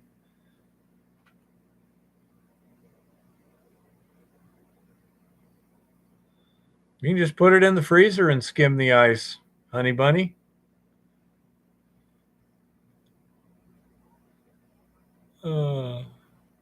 I think right now, Oregon Garage, everyone should be worrying about what is it that they need to survive safely, like medicines, food, energy, stuff like that, and make sure they've got, they're prepping down pretty good for whatever your particular situation is. According to this commercial, if we don't vote for Democrats, we're supporting genocide in Gaza. Oh, if we don't, okay.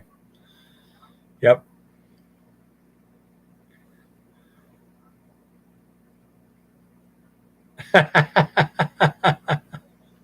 Well, then don't put it all on the market at once, Tricky. I don't want you to break the bank here for us. That'd be. I just wish the Tricky would find some silver. All that gold is kind of boring. I don't think the Japanese were worried about silver. I don't think they were either. What are you hunting about, Jeffrey? You talking about Tricky Dicky?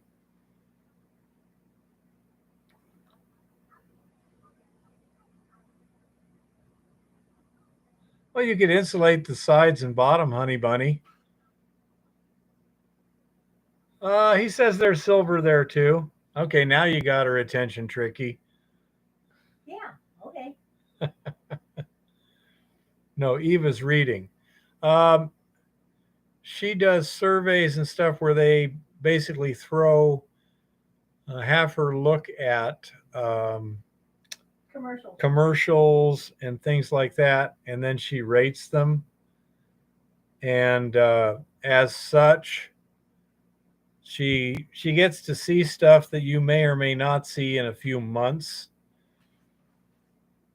Yeah, everything from health and beauty products to political campaigns. Yeah, that one was a particular political thing.